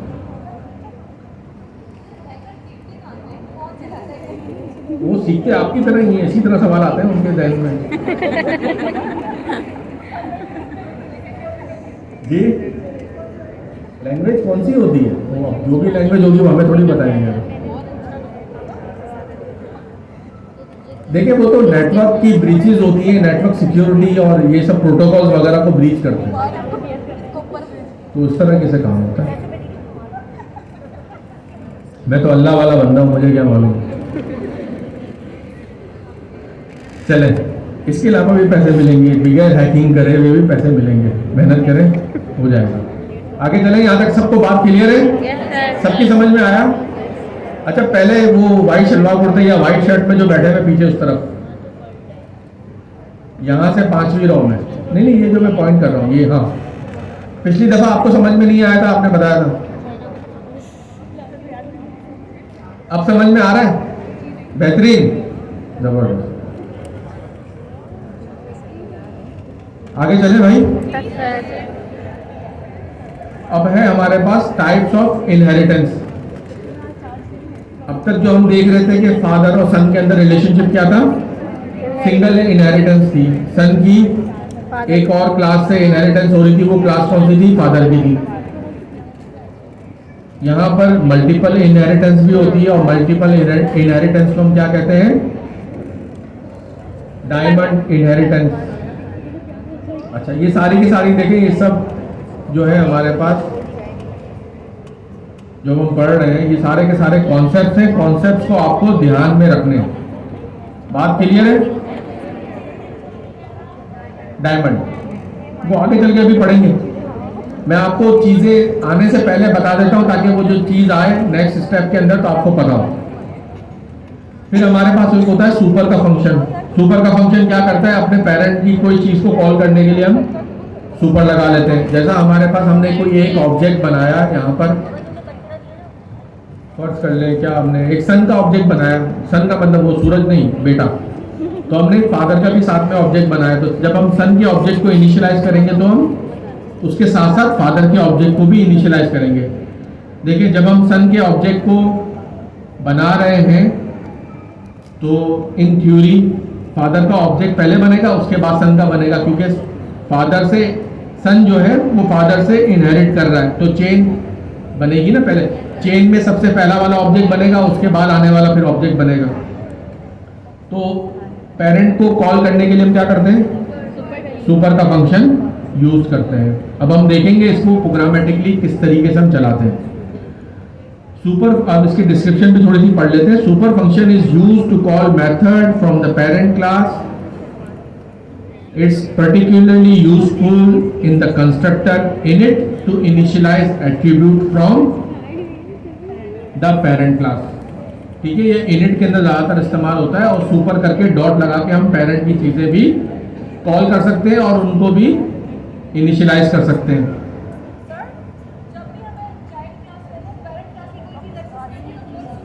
सुपर के साथ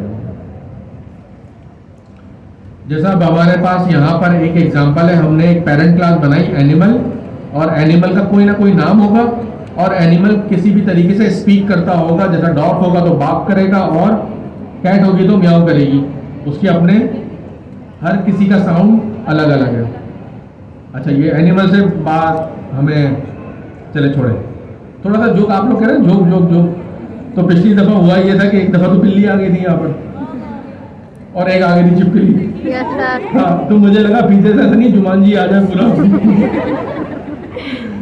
तो खैर चले, ये तो जोक हो गया।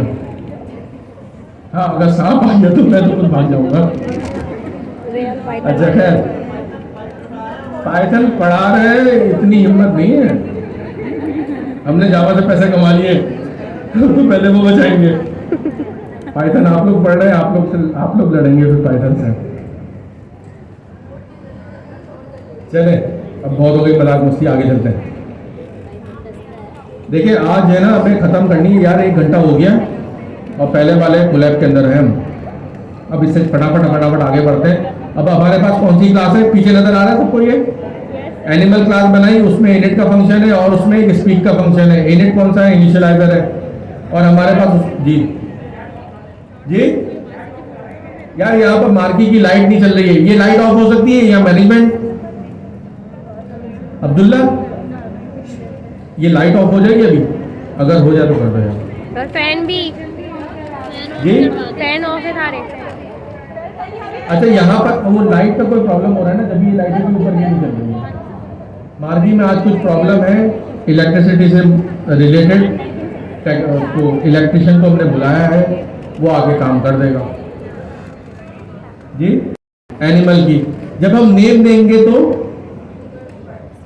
तो हम एनिमल क्लास में जो हमारा नेम का वेरिएबल था उसको कॉल करने के लिए हम क्या कर रहे हैं? सुपर लगा रहे हैं, क्योंकि हमारे पास एक एनिमल होगा तो एनिमल का कोई नाम होगा ना, तो हमने वहां पर एक एट्रीब्यूट रख दिया, इंस्टांस एट्रीब्यूट, जो हर ऑब्जेक्ट में विजिबल होगा। और इंस्टांस एट्रीब्यूट क्या होता है? हर ऑब्जेक्ट का अपना, सेल्फ। उसकी विजिबिलिटी दूसरे ऑब्जेक्ट में नहीं होती। किसकी? इंस्टांस एट्रीब्यूट की। तो बार बार नेम को लिखने से बेहतर है कि हम पेरेंट में एक जगह नेम लिख दें, ताकि वो जितने भी किस्म के हमारे पास एनिमल के ऑब्जेक्ट हैं तो सब में विजिबल हो। अच्छा, उसको इनिशियलाइज करने के लिए हमारे पास क्या होगा? सुपर डॉट, हम इनिट कॉल करेंगे। इनिट कौन सा वाला है? ये सुपर डॉट इनिट पेरेंट का है, और उसमें ये नेम हमने पास कर दिया, तो हमारे पास ये नेम इनिशियलाइज हो गया। Self dot name is equal to name. यहाँ तक बात क्लियर? Yes sir. जी क्लियर है?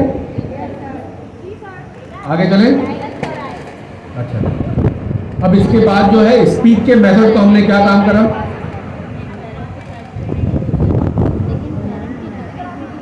अब हम ओवरराइड कर रहे हैं। अब ये, हाँ, पहले ओवरराइड करेंगे और जब रन टाइम पे उसका बिहेवियर होगा उसे क्या कहेंगे? पॉलीमॉर्फिज्म। क्लास लिखते हुए, क्लास की डेफिनेशन लिखते हुए हम क्या काम करते हैं? मेथड के साथ ओवरराइड करते हैं। पहले रन टाइम पे जो चीज होती है उसको क्या कहते हैं? पॉलीमॉर्फिज्म। बात क्लियर?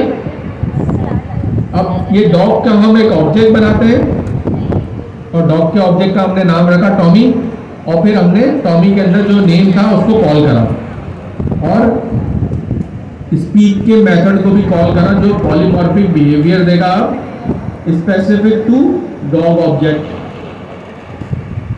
अब इसको चला के देखें।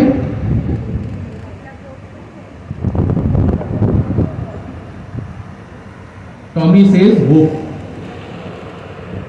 बात क्लियर हुई सबके? आगे चले। पॉलीमॉर्फ, देखें, जब हम क्लास की डेफिनेशन लिख रहे होते हैं, जब हम टाइप कर रहे होते हैं, तो टाइप करते हुए हम चाइल्ड क्लास के अंदर पेरेंट क्लास का जो मेथड होता है उसको जब लिखते हैं उसको कहते हैं ओवरराइड करना। सही है? जिस वक्त लिख रहे हैं डेफिनेशन उस वक्त हम क्या कहेंगे कि हम पेरेंट के मेथड को ओवरराइड कर रहे हैं। ओवरराइड का मतलब क्या हो गया? ओवरशैडो, एक तरीके से, कि पेरेंट में भी वो मेथड है, चाइल्ड में भी है, लेकिन चाइल्ड का मेथड क्या काम कर रहा है? ओवरराइड कर रहा है वो। बात क्लियर? रन टाइम पे जब ये ऑब्जेक्ट चलेगा चाइल्ड का, और जब वो मेथड कॉल करेगा, तो उस चीज को हम क्या कहेंगे कि ये पॉलीमॉर्फिक बिहेवियर दे रहा है। रन टाइम पे जो चीज होती है उसको हम अलग से नाम देते हैं, उसको कहते हैं कि ये पॉलीमॉर्फिज्म हो रही है। और जब हम टाइप कर रहे होते हैं, क्लासेस लिख रहे होते हैं, उस वक्त क्या कहते हैं कि ये ओवरराइड हो रहा है। बात क्लियर? अरे कैट तो थी नहीं इसमें, चाइल्ड वाला चलेगा। वो जो ऑब्जेक्ट आप बनाएंगे, जो ऑब्जेक्ट बनाएंगे उसका चलेगा। अगर मैं यहाँ पर एनिमल बना लूं तो फिर एनिमल का चल पड़ेगा। जी, जैसा मैंने स्पीक को कॉल करा डॉग के साथ, ठीक है?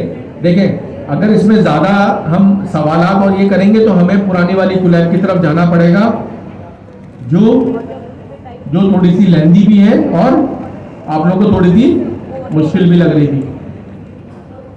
ठीक है, यहां तक बात क्लियर है? अब घर जाके आप क्या काम करेंगे? पढ़ेंगे। देखिए, ये सारी एग्जांपल और सारी की सारी चीजें उसी कुलैब में से निकाली गई है, तो आप घर जाके वो वाली कुलैब पढ़ेंगे। कौन सी वाली? जो पार्ट 1 इसकी फुल कुलैब थी, जो हमने पिछली दफा पढ़ी थी। ताकि आपको हर चीज़ क्लियर हो जाए। और जो जो आपके सवाल आते जाए ना, आप उसको प्रोग्राम करके देखें कि अगर मैंने एनिमल का ऑब्जेक्ट बना के स्पीक कॉल करा तो कौन सा होगा, डॉग का मैंने स्पीक कॉल करा तो कौन सा होगा। बात क्लियर? यहाँ पर ये सारे के सारे मैं कॉन्सेप्ट ही बता रहा हूँ। इस वक्त हम प्रोग्रामिंग की तरफ ध्यान नहीं दे रहे, लेकिन प्रोग्रामिंग के जरिए कॉन्सेप्ट को समझने और सीखने की कोशिश कर रहे हैं। तो पॉलीमॉर्फिज्म समझ में आया? ओवरराइड बता दें। देखें, दो काम होते हैं ना, एक तो टाइपिंग होती है। अब हम कोडिंग कर रहे हैं, टाइपिंग कर रहे हैं। जिस वक्त हम टाइपिंग कर रहे होते हैं तो हम ऑब्जेक्ट ओरिएंटेड प्रोग्रामिंग में कोई क्लास लिखते हैं, जिसे हम कहते हैं कि यार ये पेरेंट होगी। फिर बाद में हम कोई चाइल्ड क्लास लिखते हैं। तो चाइल्ड क्लास जब हम टाइप कर रहे होते हैं तो क्या करते हैं? नहीं, पहले तो पेरेंट से उसको एक्सटेंड करवाएंगे ना, इनहेरिट करवाएंगे। फिर पेरेंट के अंदर जो मेथड सिग्नेचर होगी, एग्जैक्टली वही सिग्नेचर हम चाइल्ड में लिखेंगे। तो जिस वक्त हम वही सिग्नेचर चाइल्ड में फिर से लिख रहे होते हैं, हालांकि वो पेरेंट में मौजूद होती है और हमें मिल भी रही होती है, लेकिन हम फिर लिखना चाहते हैं उसको, तो उस चीज़ को चेंज करना चाहते हैं, तो उस चीज़ को हम क्या कहते हैं कि ये हम ओवरराइड कर रहे हैं। ओवरराइडिंग की टर्म किस वक्त इस्तेमाल होगी? Eight the time of coding. Run time पे यही चीज़ को हम क्या कहेंगे कि ये पॉलीमॉर्फिज्म हो रहा है, ये पॉलीमॉर्फिक बिहेवियर दे रहा है। चाइल्ड का ऑब्जेक्ट अपने पेरेंट के मेथड का पॉलीमॉर्फिक बिहेवियर दे रहा है। पॉलीमॉर्फिक बिहेवियर क्या होगा? जो चाइल्ड के अंदर लिखा होगा। बात क्लियर? सबको बात क्लियर? कोई प्रॉब्लम? अब हम यही चीज को इंप्लीमेंट भी करके देखते हैं। जैसे ये एनिमल है हमारे पास। अब देखिए, ये हमने बात करी थी कि जो पाइथन है वो क्या लैंग्वेज है?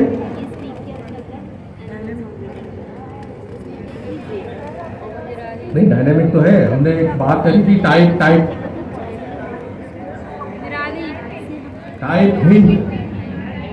हिंट लैंग्वेज है, स्ट्रिक्टली टाइप्ड लैंग्वेज नहीं है।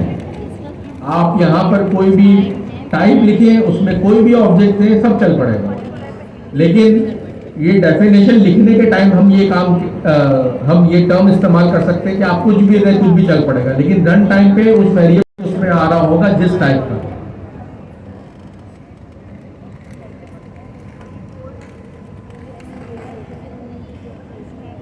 तो अभी हमने एनिमल की एक एनिमल की हमने टाइप हिंट बताई कि एनिमल टाइप ये भी एनिमल वेरिएबल भी नेम सेम नेम है, और हमने क्लास उसका बताया animal. Animal equals to object. मैं आपको कॉन्सेप्ट दे रहा हूं। पॉलीमॉर्फिक बिहेवियर जो होता है ना, वो ये होता है कि पेरेंट की टाइप में चाइल्ड का ऑब्जेक्ट आता है। ये दूसरी लैंग्वेजेस में होता है, पाइथन में हर चीज़ चल पड़ती है। तो कॉन्सेप्ट समझाने के लिए मैं आपको दूसरी लैंग्वेज का रेफरेंस दूंगा, लेकिन कोडिंग हम पाइथन की करेंगे। तो क्या पॉलीमॉर्फिज्म किस तरह होगी कि पेरेंट की टाइप होगी, पेरेंट का वेरिएबल होगा, उसकी टाइप पेरेंट की होगी, उस पर हम चाइल्ड का ऑब्जेक्ट दे देंगे। जैसा, अच्छा एक काम करते हैं, इसकी सबसे अच्छी एग्जांपल जो है ना, वो ये है कि आपके अब्बू को शादी की दावत आई, ठीक है। अब्बू वॉज इन्वाइटेड, लेकिन अब्बू ने बोला कि मुझे आज मेरा बुखार हो गया है या मेरी तबीयत खराब है, बेटा तुम चले जाओ। गौर से सुने, हमारे पास क्या एग्जांपल है कि हमारे अब्बू को शादी की एक इनविटेशन आई कि शादी अटेंड करनी है आपको, और सिर्फ आप ही को आना है। आपके अब्बू की हो गई तबीयत खराब, अब्बू ने कहा क्या कि बेटा तुम चले जाओ। जा सकता है? जा सकता है, मना तो नहीं करेंगे वो। तो ये हो रही है क्या? पेरेंट नहीं, अभी तो ओवर मेथड की तो बात ही नहीं आई ना। अभी अब ये इनहेरिटेंस हो रही है। इनहेरिटेंस तो पहले से डिफाइन थी, अब ये क्या हो रहा है काम? पेरेंट चाइल्ड रिलेशनशिप हमने डिफाइन कर रहे हैं यहाँ पर। फिर जब वो गया वहाँ पर, शादी अटेंड करी, फिर खाना खाया। अब्बू को पसंद था कोरमा, बेटे को पसंद है बिरयानी, तो अब उसके ईटिंग के मेथड में क्या होगा? पॉलीमॉर्फिक बिहेवियर आ जाएगा। और किसका चलेगा? बेटे का चलेगा। तो बेटे को क्या पसंद है? बिरयानी। क्या वो कोरमा खाएगा? नहीं। अगर अब्बू आते तो कोरमा खाते। टाइप किसकी डिफाइन हुई है शादी अटेंड करने में? फादर की, अब्बू की। गया कौन सा ऑब्जेक्ट? सन का, बेटे का। और ईटिंग का जो फंक्शन कॉल हुआ वो कौन सा हुआ? वो सन का हुआ। सन को क्या पसंद था? बिरयानी, तो वो बिरयानी खा रहा है। अब्बू को क्या पसंद है? कोरमा। बात क्लियर? इससे अच्छी कोई एग्जांपल हो नहीं सकती। पेट भी भर गया।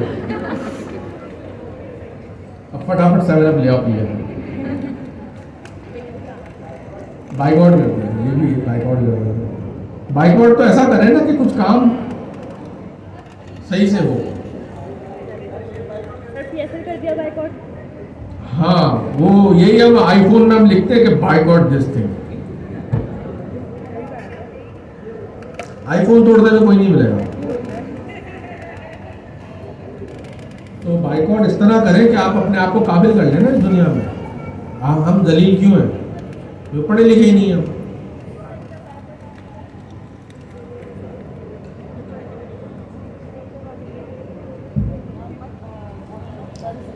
चले आगे चले। ये बात समझ में आ गई। अब इस एग्जाम्पल को अपने जहन में बार बार दोहराते रहे कि अब्बू को इनविटेशन आया एक शादी अटेंड करने के लिए। अब्बू की टाइप जो है वो इनवाइटेड है, फादर लिखा हुआ है। उस फादर के वेरिएबल में कौन जा रहा है? सन का ऑब्जेक्ट जा रहा है। सन के अंदर ईट का मेथड है। ईट का मेथड फादर के अंदर अलग है, सन के अंदर अलग है। फादर को क्या पसंद है? कोरमा। और बेटे को क्या पसंद है? बिरयानी। तो जब वो खाना खाएगा तो कौन सा वाला फंक्शन कॉल होगा? फादर का या सन का? सन का कॉल होगा। तो ये हम क्या कहेंगे? ये पॉलीमॉर्फिक बिहेवियर है। किस मेथड का? ईट के मेथड का। बात क्लियर? अब चलते हैं हम मल्टीपल इनहेरिटेंस की तरफ। जी क्या चीज? चला देते हैं उसको। अच्छा, ये चीज हमने क्या करा कि एक एनिमल की हमने टाइप डिफाइन करी, उसमें डॉग का ऑब्जेक्ट पास करा और एनिमल डॉग स्पीक हमने कॉल करा। तो ये कौन सा वाला चलना चाहिए? डॉग का चलना चाहिए। तो टॉमी से वूफ आ गया। अगर मैं ये इसकी इम्प्लीमेंटेशन या मैं इम्प्लीमेंटेशन तो मौजूद है, अगर मैं इसको ओवरराइड ना करूं डॉग के अंदर तो कौन सा चल पड़ेगा? पेरेंट वाला। बात क्लियर है? एनिमल वाला, एनिमल साउंड। सबको क्लियर हो रहा है? अब चलते हैं मल्टीपल इनहेरिटेंस। आगे बढ़े? Yes sir. पीछे वाले बताएं। आगे चले? समझ में आ रहा है? Sir yes sir.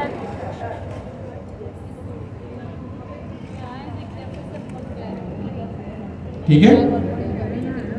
एक हमने क्लास बनाई बर्ड के नाम से। उस बर्ड के अंदर कौन सा फंक्शन है? फ्लाई का। फिर हमने एक दूसरी बनाई क्लास। उस क्लास का क्या नाम है? फिश। फिश के अंदर कौन सा मेथड है? स्विम का। फिर हमने एक तीसरी क्लास बनाई, वो हमारे पास है फ्लाइंग फिश।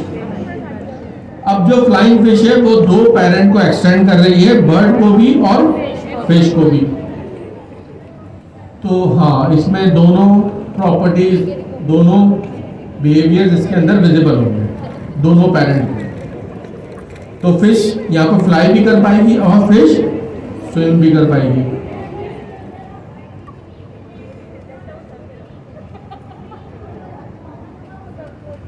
वो अभी हम एमआरओ में बात करेंगे।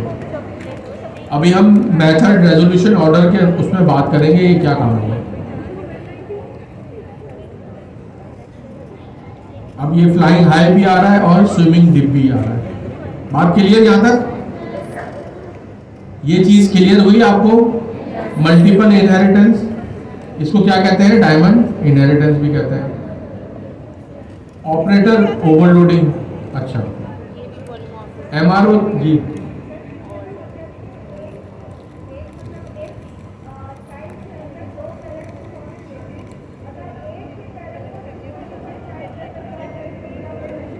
अगर डिफरेंट चाइल्ड के अंदर करेंगे तो वो सिबलिंग कहलाएंगे। एक पेरेंट है, जैसा हमने एक पेरेंट बनाया, उसका नाम रखा क्लास ए, ये पेरेंट है सबका। उसके बाद हमने B C D E F बनाए, 4 क्लासें बनाई और उन सबको ए से एक्सटेंड करा दिया। तो B C D E F जो होंगी ये आपस में सिबलिंग कहलाएंगी, और इन सिबलिंग का कोई आपस में रिलेशनशिप नहीं होगा, ये सिंगल इनहेरिटेंस होगी। अभी जो एग्जांपल दिए ये सिंगल नहीं है, ये मल्टीपल है। इससे पहले जो हम फादर और सन की एग्जांपल कर रहे थे वो सिंगल इनहेरिटेंस थी।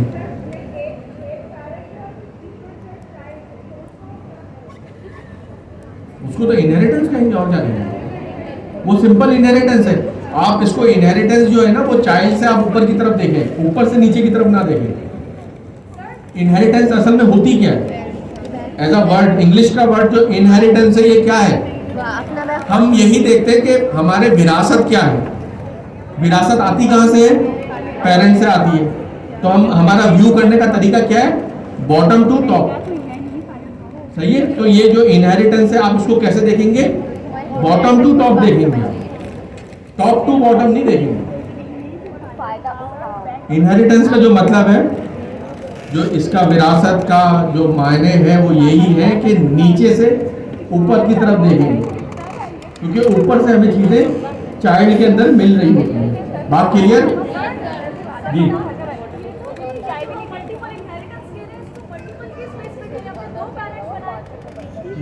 हाँ, 2 पेरेंट बनाए ना, बर्ड का और फिश का पेरेंट बनाया और फिर उसको फ्लाइंग फिश के अंदर पास कर दिया। फ्लाइंग फिश तो चाइल्ड है दोनों का। ये क्लास हमने एक फ्लाइंग फिश के नाम से बनाई, ये चाइल्ड है। इसके कौन 2 पेरेंट है? उन पेरेंट का नाम क्या है?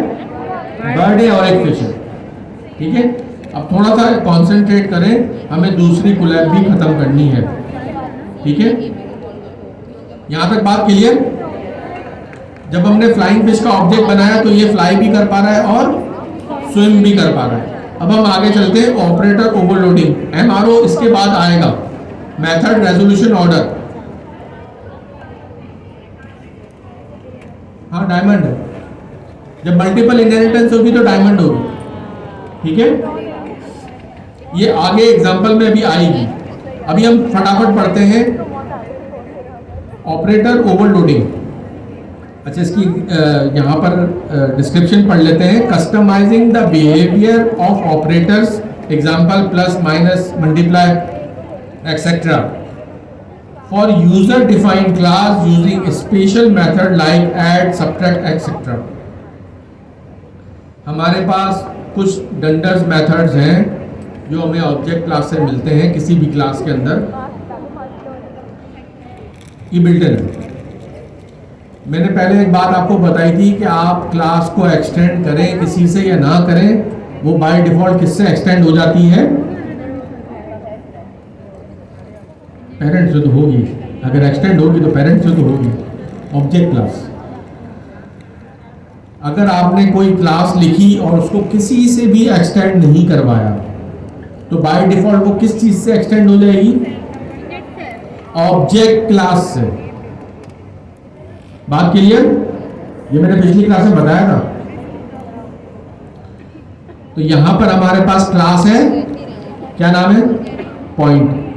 पॉइंट किसी चीज से एक्सटेंड हो रही है? नहीं हो रही। तो इसका मतलब क्या है? बाय डिफॉल्ट क्या हो रहा है यहां पर? कि ये ऑब्जेक्ट क्लास से इस तरीके से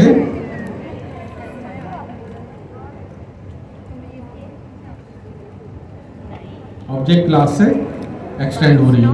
ये आपको लिखना नहीं पड़ता, पाइथन खुद ही काम करके दे देता है आपको। अगर आप लिख लो तो सही है, नहीं लिखोगे तो कोई प्रॉब्लम नहीं है। ऑब्जेक्ट क्लास, हर क्लास की ऑब्जेक्ट देना। सबसे पहली क्लास में आपको बताया था कि पाइथन में हर चीज क्या है? ऑब्जेक्ट है। और हमारे पास ऑब्जेक्ट की क्लास हमने देखी थी, dir का एक फंक्शन करके सारे के सारे डंडर्स मेथड आए थे हमारे पास।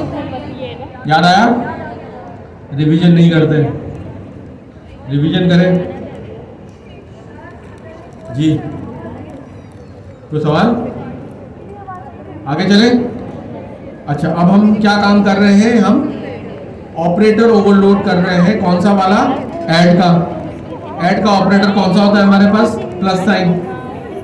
प्लस साइन तो हम ओवरलोड कर रहे हैं अपने ऑब्जेक्ट प्लस करने के लिए। पहले हमारा अर्थमेटिक में हमारे पास क्या थे, वो 2+2 करके देता था हमें, उसको हम क्या कहते थे, अर्थमेटिक ऑपरेशन।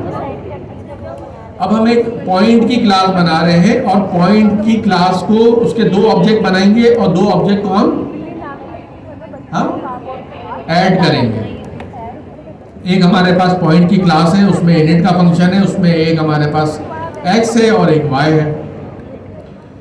ये हमारे पास ऐड का जो मेथड है ये हमारे पास कहाँ से आया, ऑब्जेक्ट क्लास से। सबको बात क्लियर हो रही है? ये डंडन मेथड हमारे पास ऐड का कहाँ से आया, ऑब्जेक्ट क्लास से। इस ऑब्जेक्ट क्लास के अंदर जो था हमने क्या काम करा, इसकी इम्प्लीमेंटेशन दी। जब हम इसकी इम्प्लीमेंटेशन देंगे तो ये क्या चीज कहलाएगी, मैंने अभी बताया था, मुझे बताया आप लोग।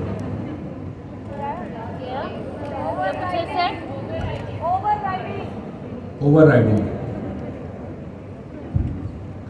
जब कोई चीज पेरेंट पे ऑलरेडी मौजूद हो और उसी मेथड की हम फिर से इम्प्लीमेंटेशन दें, उसकी लॉजिक को लिखें, तो वो क्या कहलाएगी, overriding. At the time of development, run time पे क्या होगा, पॉलीमॉर्फिज्म। तो हम ऐड के मेथड की हम अपनी इम्प्लीमेंटेशन दे रहे हैं कि 2 पॉइंट्स को किस तरीके से मिलाना है। फिर हम एक और ओवरलोड कर रहे हैं स्ट्रिंग का फंक्शन, कि ये अपनी स्ट्रिंग रिप्रेजेंटेशन दे। एक यहाँ पर डंडन मेथड होता है REPR, वो भी रिप्रेजेंटेशन देता है, ये उसकी स्ट्रिंग रिप्रेजेंटेशन देता है। वो आगे चल के हम देखते हैं, वो खुद भी आप लोग एक्सप्लोर कर सकते हैं। यहाँ तक बात क्लियर है भाई? हम अपनी आसानी के लिए लिखते हैं, वरना तो वो हमें मेमोरी के रेफरेंसेस 0031x0 इस तरह देना शुरू कर देगा। आप कोई भी ऑब्जेक्ट प्रिंट कराते हैं तो वो आपको क्या बताता है, क्लास नेम बताता है, फिर उसके आगे मेमोरी का रेफरेंस भी दे देता है वहाँ पर। तो ये हमें मेमोरी के रेफरेंस से हमें क्या काम है। अगर मैं अपने प्रोग्राम के अंदर देखें, फर्स्ट करें मैंने अपने प्रोग्राम में एक पेशेंट का ऑब्जेक्ट बनाया, अब मैं वो पेशेंट के ऑब्जेक्ट को कहीं भी प्रिंट कराऊं, कहीं भी प्रिंट कराने का मतलब क्या है, लैब रिपोर्ट के ऊपर प्रिंट कराऊं, तो मुझे क्या काम करना पड़ेगा, patient dot get name, patient dot get age, patient dot get blood group, ये सारे काम मुझे करने पड़ेंगे ना। तो मैंने उसकी एक स्ट्रिंग रिप्रेजेंटेशन पहले से बना के रख ली। मैं सिर्फ ब्लड उसके रिपोर्ट के ऊपर पेशेंट का ऑब्जेक्ट पास करता हूँ, तो वो अपनी रिप्रेजेंटेशन खुद ही बताता है, वही स्ट्रिंग में वहाँ पर लिख देता हूँ। मेरा काम आसान हो गया ना। तो काम आसान करने के लिए होता है। फिर इसकी कोई भी इम्प्लीमेंटेशन हो सकती है, वो बेस करती है यूज केस के ऊपर, वो बेस करती है आपके प्रोजेक्ट के ऊपर कि कहाँ पर किस चीज़ की ज़रूरत है।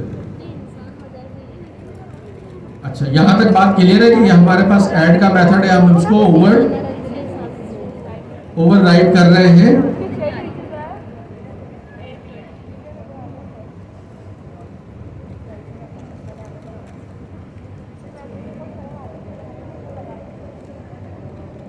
अच्छा, अब इसके बाद हम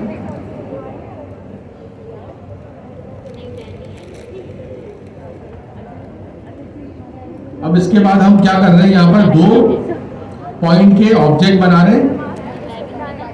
एक में हम पास कर रहे हैं, एक ऑब्जेक्ट के अंदर 1 और 2 और दूसरे के अंदर 3 और 4, और अब इस 2 पॉइंट को हम ऐड अप करवा रहे हैं।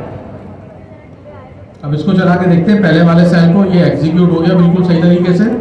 अब मैंने पॉइंट 3 का एक वेरिएबल बनाया और पॉइंट 1 और पॉइंट 2 उसमें मैं प्लस करवा रहा हूं।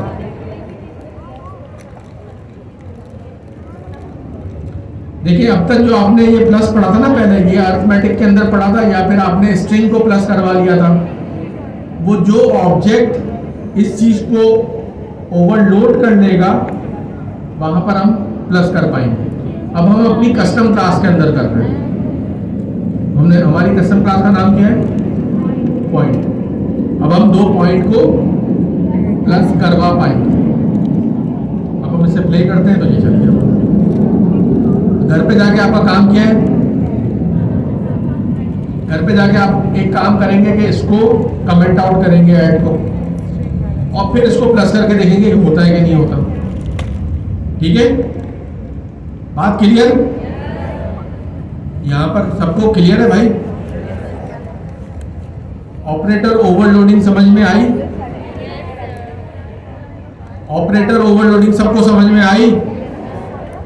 नहीं आई? किस किस की समझ में नहीं आई ऑपरेटर ओवरलोडिंग? हाथ खड़ा कर दें। अच्छा, तो यानी 25% जो है तुम्हें तो बिल्कुल भी नहीं आई, तो दोनों हाथ खड़े कर दिए, तुम खुद भी खड़े हो जाते। खैर ये तो चलो मजाक हो गया, वो तो दोनों ही हाथ खड़े करके बैठे हुए 100% पे जी। ये नॉर्मल एडिशन पॉइंट में कैसे करेगा? नहीं ये यहां पर आप प्रिंट लिख के 2+2 कर देंगे तो वो 4 कर देगा। वो तो देखे मैंने देखे पुरानी क्लासें, पुरानी कुलैब, पुरानी चीजें याद रखें। एक होता है ऑपरेटर, उसके इर्द गिर्द क्या होते हैं? ऑपरेंड्स। एक होता है यूनरी ऑपरेटर, एक होता है बाइनरी ऑपरेटर। ठीक है, बात क्लियर? ऐसा लग रहा है मेरा एग्जाम होने वाला, सब कुछ मुझे याद है। खैर मुझे तो मजा आता है कि मैं खुद भी आपके साथ बैठ के रिवाइज कर लेता हूँ। तो पहले हमने क्या पढ़ी थी चीजें भाई? क्या पढ़ा था हमने? पहले हमने क्या पढ़ा था भाई? बहुत कुछ पढ़ा है। मैंने अभी जो बात कर रहे थे यहाँ पर ऑपरेटर और ऑपरेंड, उसके लेफ्ट हैंड साइड और राइट हैंड साइड पे दोनों चीजें जो होती हैं वो क्या कहलाती हैं? ऑपरेंड्स कहलाती हैं। बीच में जो साइन होती है उस साइन को क्या कहते हैं? ऑपरेटर कहते हैं। ऑपरेटर दो किस्म के होते हैं, एक यूनरी होता है, एक बाइनरी होता है। बाइनरी में दोनों तरफ होते हैं और यूनरी में सिर्फ एक तरफ होता है। उसकी एग्जांपल यूनरी की क्या है? जैसा -5, -1, -2, ठीक है, या फिर बिटवाइज। ये वाली एग्जांपल क्लियर? अच्छा, कुछ समझ में नहीं आया था, यहाँ पर हम इसको रिपीट करते हैं कि ऑपरेटर ओवरलोडिंग क्या है। मैं कोई यार दो ऑब्जेक्ट में कोई एक क्लास लिख रहा हूँ, उस क्लास के अंदर उस क्लास के दो ऑब्जेक्ट को ऐड करने की फंक्शनैलिटी डिफाइन करनी है मुझे। वो फंक्शनैलिटी कहाँ डिफाइन होगी? बिलफर्ज हमारे ऐड करना है, एडिशन की कहाँ पर डिफाइन होगी? मैंने हाईलाइट किया ना, बोलो। एक डंडर मेथड है हमारे पास, कौन सा? ऐड का। ये ऐड का डंडर मेथड कहां से आया? ऑब्जेक्ट क्लास से। आप किसी क्लास से एक्सटेंड करो ना करो, आपके पास वो क्लास ऑब्जेक्ट से इनहेरिट हो जाती है बाय डिफॉल्ट। मैंने यहां एक्सप्लिसिटली करके भी बता दी। बात क्लियर? ऑब्जेक्ट क्लास में एक डंडर मेथड है ऐड का। उस ऐड के मेथड को हम क्या कर रहे हैं? ओवरराइड कर रहे हैं।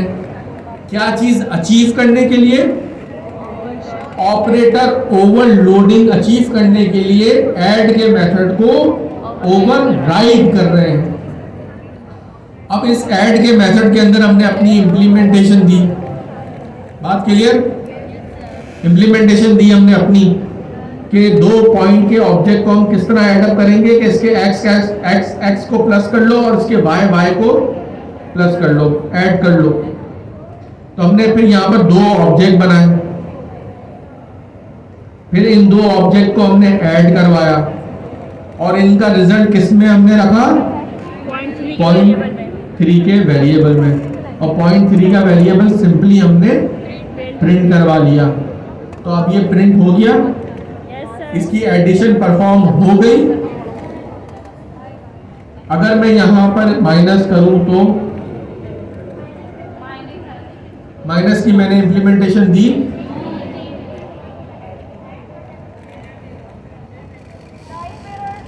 समझ में आया? समझ में आया भाई?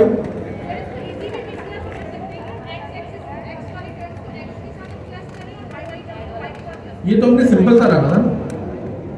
आप कोई दो ह्यूमन कर लें, कोई भी अपना कर लें, वहां ऐड कर लें, कुछ भी ऐड कर लें। लेकिन अभी हम एग्जांपल में क्या चीज देख रहे थे? एग्जांपल हमारे पास क्या थी? एडिशन की थी कि दो ऑब्जेक्ट को ऐड करने के लिए हम ऑपरेटर ओवरलोडिंग कर रहे थे। हमने कौन सा ऑपरेटर ओवरलोड किया? Plus operator. ऐड का तो फंक्शन है, प्लस के साइन को हमने ओवरलोड करने की कोशिश करी कि प्लस का साइन अब ये काम भी कर ले, वो काम परफॉर्म किया, हो भी गया। लेकिन यहाँ पर हमने माइनस का भी तो एक ऑपरेटर लगाया, लेकिन इसकी हमने इम्प्लीमेंटेशन नहीं दी, ओवरलोडिंग नहीं करी, तो हमें पाइथन ने एरर दे दिया। बात क्लियर? अच्छा, ब्रेक लेते हैं अजान का।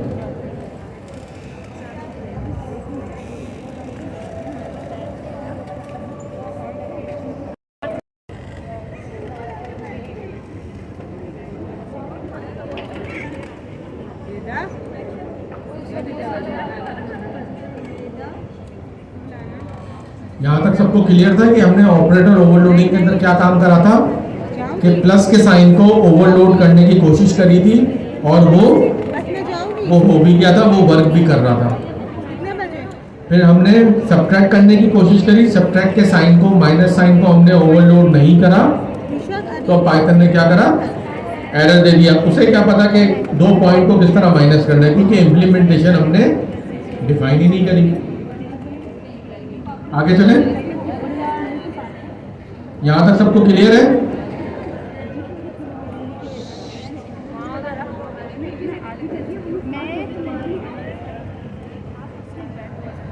कौन सा वाला?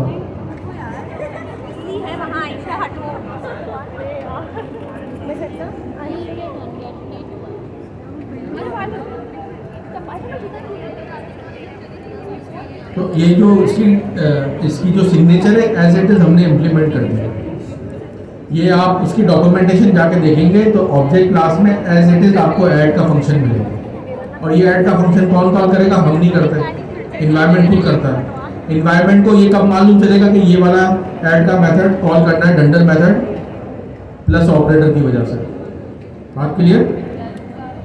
जिस तरह डिस्ट्रक्टर फंक्शन कॉल होता है डेल के कीवर्ड की वजह से, जब हम डेल का कीवर्ड लिखते हैं किसी भी वेरिएबल के पहले, तो उस ऑब्जेक्ट का डिस्ट्रक्टर फंक्शन कॉल हो जाता है। इसी तरह ये ऐड का डंडल मेथड कब कॉल होगा? जब वो प्लस का ऑपरेटर देखेगा और उसके लेफ्ट हैंड साइड और राइट हैंड साइड दोनों जगह ये वाला ऑब्जेक्ट देखेगा जिसमें इम्प्लीमेंटेशन मौजूद है। ठीक है, तो ये इन्वायरमेंट सब कुछ काम करके रहेगा। बात क्लियर? आज की क्लास मजा आ रहा है? आज की क्लास तो बता रही है कि अभी तो मैं जवान हूँ एक तरीके से, लेकिन एग्जैक्टली ऑब्जेक्ट का पॉलीमॉर्फिज्म होता है वो चाइल्ड पेरेंट रिलेशनशिप वगैरह से होता है। लेकिन लोग इसे कहते हैं कि ये भी है, लेकिन मैं नहीं मानता। मैं कोई डॉक्टर तो हूँ नहीं, दादामा तो हूँ नहीं, लेकिन ये चीज़ नहीं होती। जब हम जावा पढ़ रहे थे तो वहाँ पर ये चीज़ नहीं लिखी थी, वहाँ पर इसे हम कहते थे ऑपरेटर ओवरलोड करना, ऑपरेटर ओवरलोडिंग कहते थे। तो यहाँ पर भी हम इसे यही कहेंगे, ऑपरेटर ओवरलोडिंग। पॉलीमॉर्फिज्म नहीं, ये एग्जांपल नहीं है। इसकी एग्जांपल होगी ऑब्जेक्ट की बेसिस पे कि चाइल्ड पेरेंट रिलेशनशिप हो। जब भी पॉलीमॉर्फिज्म कहा जाएगा तो पॉलीमॉर्फिज्म उसी वक्त होगा जब आपके पास चाइल्ड पेरेंट रिलेशनशिप हो। यहाँ पर तो चाइल्ड पेरेंट कुछ भी नहीं है ना, यहाँ पर तो उसका फ्लेवर डिफाइन किया गया है एक अलग, यानी प्लस ऑपरेटर का हमने एक अलग फ्लेवर डिफाइन करा कि पहले जो प्लस ऑपरेटर था वो अरिथमेटिक ऑपरेशन भी परफॉर्म करता था। अब हमने डिफाइन करा कि ये 2 पॉइंट्स को भी ऐड अप कर लेगा। तो ये कोई पॉलीमॉर्फिक बिहेवियर नहीं हुआ सब, क्योंकि चाइल्ड पेरेंट रिलेशनशिप नहीं है ना। ये तो उसका एक टेस्ट हो गया, इस तरह हम कह सकते हैं।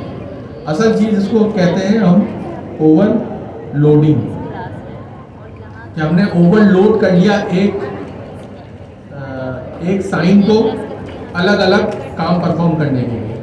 आगे चले भाई, डक टाइपिंग। सबसे पहली क्लास में डक टाइपिंग हमने पढ़ी थी और मैंने ये स्किप करवा दिया था वहाँ पर, बिल्कुल पहली वाली क्लास जो हमारी इंट्रोडक्टरी क्लास थी। डक टाइपिंग में ये, डक टाइपिंग का मतलब ये है कि अगर if a human can walk like a duck, it will be treated like a duck.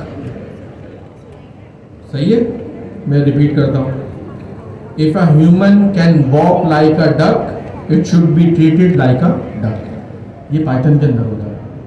सही है, क्योंकि पाइथन जो है वो स्ट्रिक्टली टाइप्ड लैंग्वेज नहीं है, इस वजह से। उसकी एग्जाम्पल देखिए। अब है ना, अब हम एग्जाम्पल को देखेंगे तो हमें इसकी थ्योरी समझ में आ जाएगी। ठीक है, एक हमारे पास डक क्लास है, और डक क्लास क्या है, उसमें एक स्पीक का मेथड है, और वहां पर हमने क्या प्रिंट करा है, क्वैक। एक पर्सन है, पर्सन के अंदर स्पीक का मेथड है, उसमें लिखा है I can also quack like a duck. तो मैंने आपसे कहा ना कि if a human can walk like a duck, the object should be treated like a duck.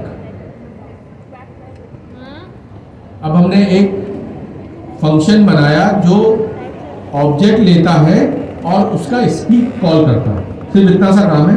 एक फंक्शन हमने क्या बनाया, एक फंक्शन हमने क्या बनाया, एक ऐसा फंक्शन बनाया जो किसी भी ऑब्जेक्ट का स्पीक को कॉल करके देता है हमें, और प्रिंट भी करवाता है साथ में।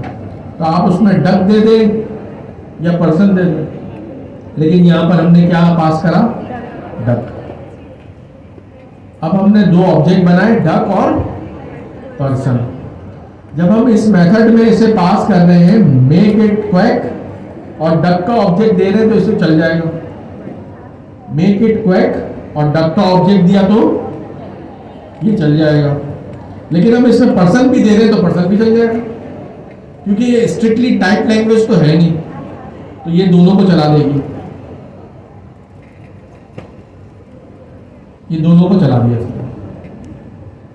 डक टाइपिंग सिर्फ एक कॉन्सेप्ट है, इससे ज्यादा कुछ नहीं है जी। जोर से बोले प्लीज। कहां पर सेल्फ डॉट, यहां पर ये, यहां पर सेल्फ डॉट, हम इसका ये डंडर कॉल कर रहे हैं ना, हम उसकी रिप्रेजेंटेशन भी ले रहे हैं ना, ताकि ये सब कुछ मेथड नेम, ऑब्जेक्ट का नाम और उसका मेमोरी रेफरेंस सब कुछ प्रिंट करवा रहे हैं। अगर हमें नहीं कराना तो हम हटा देंगे। मैंने आपको सेल्फ का बताया था, सेल्फ क्या होता है, क्लास का अपना ऑब्जेक्ट। जब अपना ऑब्जेक्ट होता है तो वो अपने मेथड किस तरह कॉल करता है, सेल्फ डॉट लगा के। अपना एट्रीब्यूट किस तरह कॉल करता है, सेल्फ डॉट लगा के। बात क्लियर सबको याद है? डक टाइपिंग समझ में आ गया? ये सिर्फ एक कॉन्सेप्ट है, इसका कोई काम शायद ही आए, लेकिन हमारी पाइथन जो है इस तरह चल पड़ती है, तो हमें बताना जरूरी है कि इसको क्या कहते हैं, डक टाइपिंग। यहां तक बात क्लियर बिल्कुल भाई? कोई प्रॉब्लम? कोई प्रॉब्लम? अब हमारे पास एक कॉन्सेप्ट है एब्स्ट्रैक्शन का। पहले तो हमने एब्स्ट्रैक्शन क्या पढ़ी थी, जो ऑब्जेक्ट ओरिएंटेड के 4 प्रिंसिपल थे, उसमें क्या थी, एब्स्ट्रैक्शन। आपको हाई लेवल एब्स्ट्रैक्शन दे दी जाती है, उसके जरिए आप क्या करते हैं, उसके जरिए आप क्या करते हैं, ऑब्जेक्ट के साथ बात करते हैं। तो हमारी एग्जांपल में क्या, एक ऑब्जेक्ट था, एक कार ऑब्जेक्ट थी हमारे पास, और उसमें